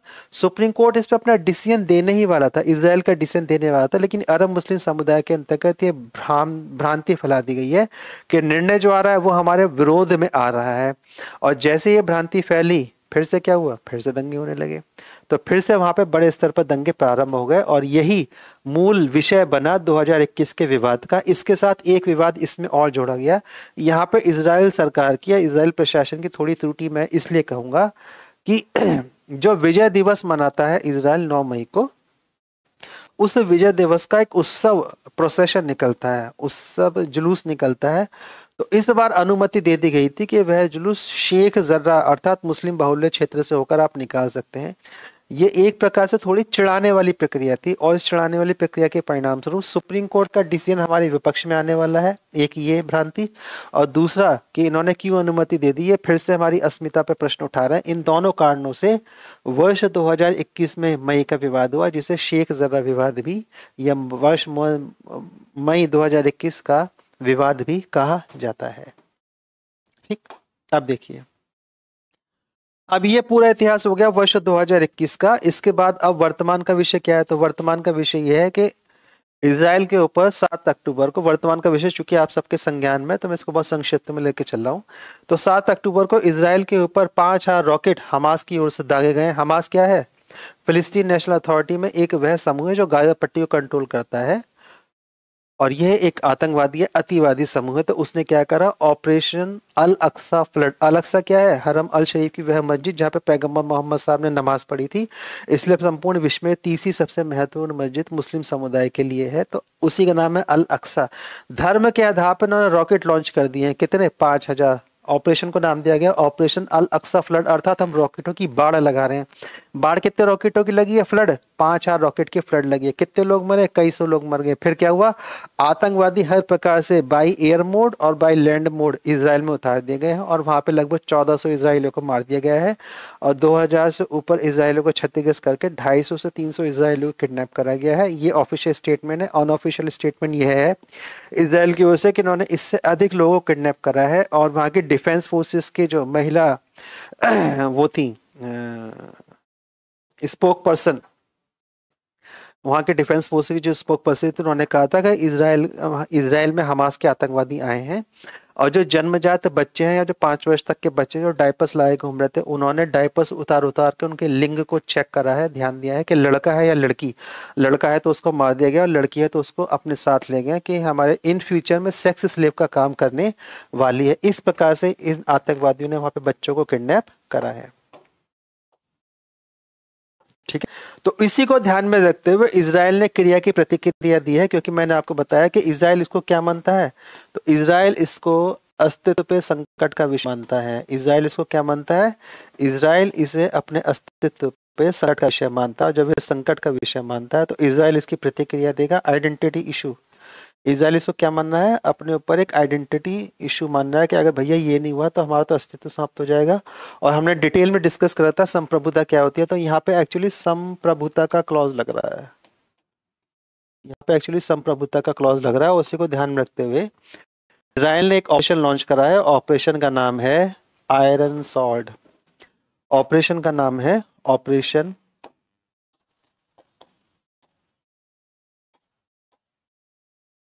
आयरन सॉर्ड, लोहे की तलवार। तलवार क्या काम करती है? काटने छाटने का। और तलवार कैसी है? लोहे की, तो बढ़िया काम करेगी काटने छाटने का। तो इजराइल ने लॉन्च करा है ऑपरेशन आयरन सॉर्ड। वर्ष 1992 तक भारत ने प्रखर, अब भारत का पक्ष क्या है? वर्ष 1992 तक भारत ने प्रखर रूप से इजराइल का पक्ष लिया है, क्योंकि कांग्रेस की सरकार या कांग्रेस समर्थित सरकारें केंद्र सरकार में रही हैं, और यह सोवियत संघ के विघटन का तक चलता रहा। सोवियत संगठन के विघटन के साथ ही, मतलब रूस, वर्तमान रूस जो पहले सोवियत संघ होता था, जब तक वो टूटा नहीं था तब तक ये चलता। जब रूस टूट गया तो उसको लगा कि अब अमेरिका के साथ संबंध सुधारने पड़ेंगे हमको। कब तक सोवियत संघ हमको अमेरिका के विरुद्ध संरक्षण देता रहेगा। और उनको ये पता था कि अमेरिका बहुत प्रखर रूप से इजराइल के सपोर्ट में रहता है, क्योंकि अमेरिका की अर्थव्यवस्था का बहुत बड़ा भाग यहूदी चलाते हैं। तो फिलिस्तीन के साथ संबंध स्थापित करने होंगे, तो फिलिस्तीन कमजोर हो गया। कुल मिलाकर इस समय विश्व में केवल एक सर्वशक्तिमान देश बचा है। केवल एक सर्वशक्तिमान देश बचा है, जिसका नाम है अमेरिका, अर्थात यूएसए। इसलिए अब भारत की विदेश नीति की मांग थी। तो भारत की विदेश नीति की मांग क्या थी? कि इसराइल से संबंध प्रगाढ़ करे जाएं। परिणाम स्वरूप वर्ष 1992 में भारत ने टेल अवीव, जो इसराइल की वर्तमान की राजधानी, उसमें अपनी एम्बेसी, दूतावास खोल दिया है। और वर्ष 1996 में फिलिस्तीन में भी, गाजा में भी एक दूतावास खोला गया है। बैलेंस नीति अपनाई गई है। फिलिस्तीन के गाजा में भी एक दूतावास खोल दिया गया है। बोले चलो यहाँ पे एक दूतावास खोल दें, ताकि संबंध अब संतुलित अवस्था में रहें, क्योंकि जो एक प्रो पैलेस्टाइन या प्रो मुस्लिम तुष्टिकरणवादी नीति चल रही थी, उसके अंतर्गत जब बात हो रही है, ठीक है हम बैलेंस स्थिति बनाएंगे, तुम्हारे यहाँ भी एक एम्बेसी अपनी खोल दे रहे हैं। अब वर्ष 1999 में अटल बिहारी की सरकार आती है। वर्ष 2000 में पहली बार भारत के गृह मंत्री और विदेश मंत्री इसराइल की यात्रा पर गए, और वर्ष 2003 में वहां के प्रधानमंत्री एरियल शरोन, मैंने आपसे कहा था एरियल शरोन जो लिक्विड पार्टी से आते हैं, उन्होंने पहली बार वहां के प्रधानमंत्री के रूप में भारत की राजकीय यात्रा करी।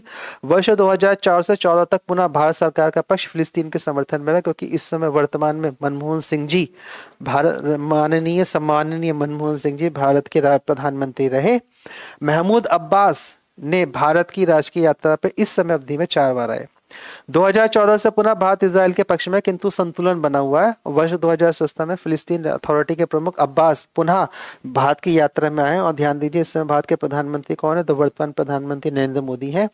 वर्ष 2018 में प्रधानमंत्री ने इजराइल की यात्रा करी है, जो आपको ध्यान होगा समुद्र के किनारे खड़े होकर बेंजामिन नेतन्याहू प्रधानमंत्री दोनों आपस में वार्तालाप कर रहे हैं। और उस समय ऐसा पहली बार हुआ कि भारत का राष्ट्र प्रमुख अर्थात भारत के प्रधानमंत्री पहली बार वो इजराइल की यात्रा पर गए, और जब वो इजराइल की यात्रा पर गए तो फिलिस्तीन की राजधानी रामल्ला या फिलिस्तीन का विजिट नहीं करा है। ठीक है, ये हो गया भारत का पक्ष। एक भारत का पक्ष, दो क्या, भारत सदैव इस पक्ष का है कि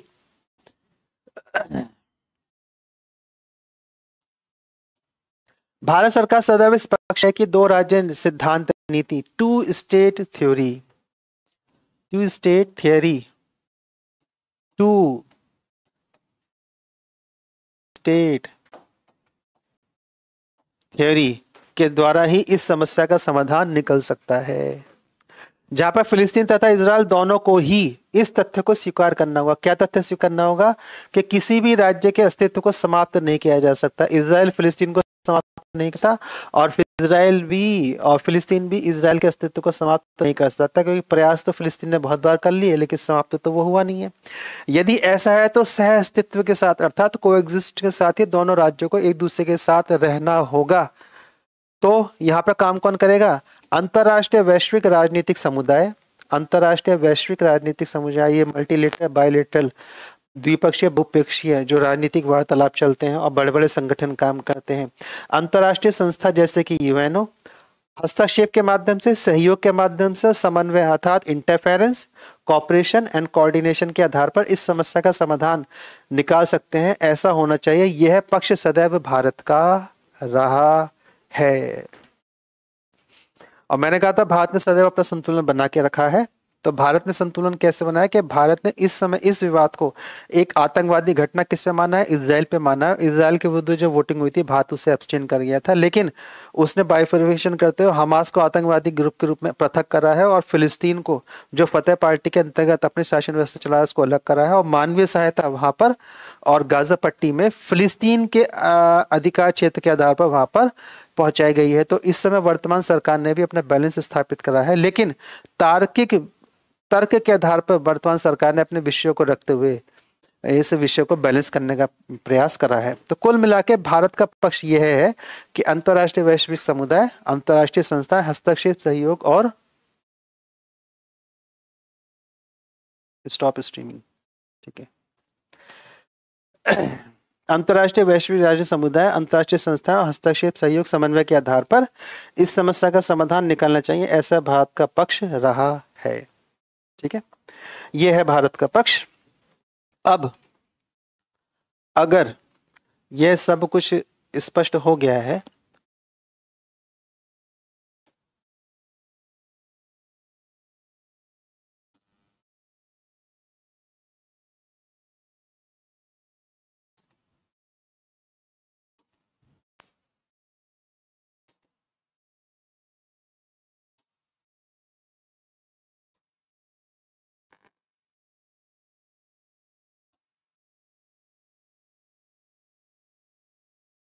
तो भैया ये है कहानी। ठीक है, और आपको लेक्चर वगैरह सब आपको समझ आ गया तो आपको सहयोग अब किस प्रकार से करना है। तो ये हिंदी मीडियम की वेबसाइट है, ये इंग्लिश मीडियम की वेबसाइट है, यहाँ पे उसको नोट्स मिल जाएंगे। हम कैसे पढ़ाई कर रहे हैं, तो हम कॉन्सेप्ट क्लियर कर रहे हैं शॉर्ट वीडियोस के माध्यम से। 359 शॉर्ट वीडियो जिसमें मुरादाबाद IAS ऑनलाइन पर पढ़े हुए हैं, ये अपलोडेड है। वीडियोज लेक्चर हम लोग देख ही रहे हैं, वीडियो लेक्चर की अलग प्लेलिस्ट है। करंट प्लेटेड नोट्स आपको वेबसाइट के माध्यम से और प्रॉपर डायग्राम के माध्यम से उपलब्ध हो रहे हैं। तो आपको शुल्क क्या करना है, तो शुल्क मैं आपको बता चुका हूँ, कई बार बता चुका हूँ, फिर से रिपीट करना है। तो शुल्क यहाँ पे कोई मौद्रिक नहीं है, मॉनेटरी नहीं है। बस क्या करना है, आपको चैनल को सब्सक्राइब करना है, वीडियोस को लाइक करना है और इसको अधिक से अधिक शेयर करना है, यही मेरा शुल्क है। इसके अलावा मुरादाबाद IAS आपसे कोई भी मॉनेटरी आर्थिक शुल्क नहीं ले रहा है अभी के लिए। हम लोग अब इस विषय को आशा करता हूँ आपको बहुत प्रॉपर तरीके से समझ में आया होगा। फिर भी कोई आपका प्रश्न है, कोई उत्तर है, तो आप मुझको कमेंट बॉक्स के माध्यम से या मेरे ईमेल ID पर मेल करके मुझसे पूछ सकते हैं। अभी के लिए आप सबका बहुत बहुत धन्यवाद। हम लोग एक दूसरे से जुड़े, हम दोनों का एक दूसरे के लिए धन्यवाद। इस राष्ट्र की वंदना करते रहिए। जय हिंद और वंदे मातरम।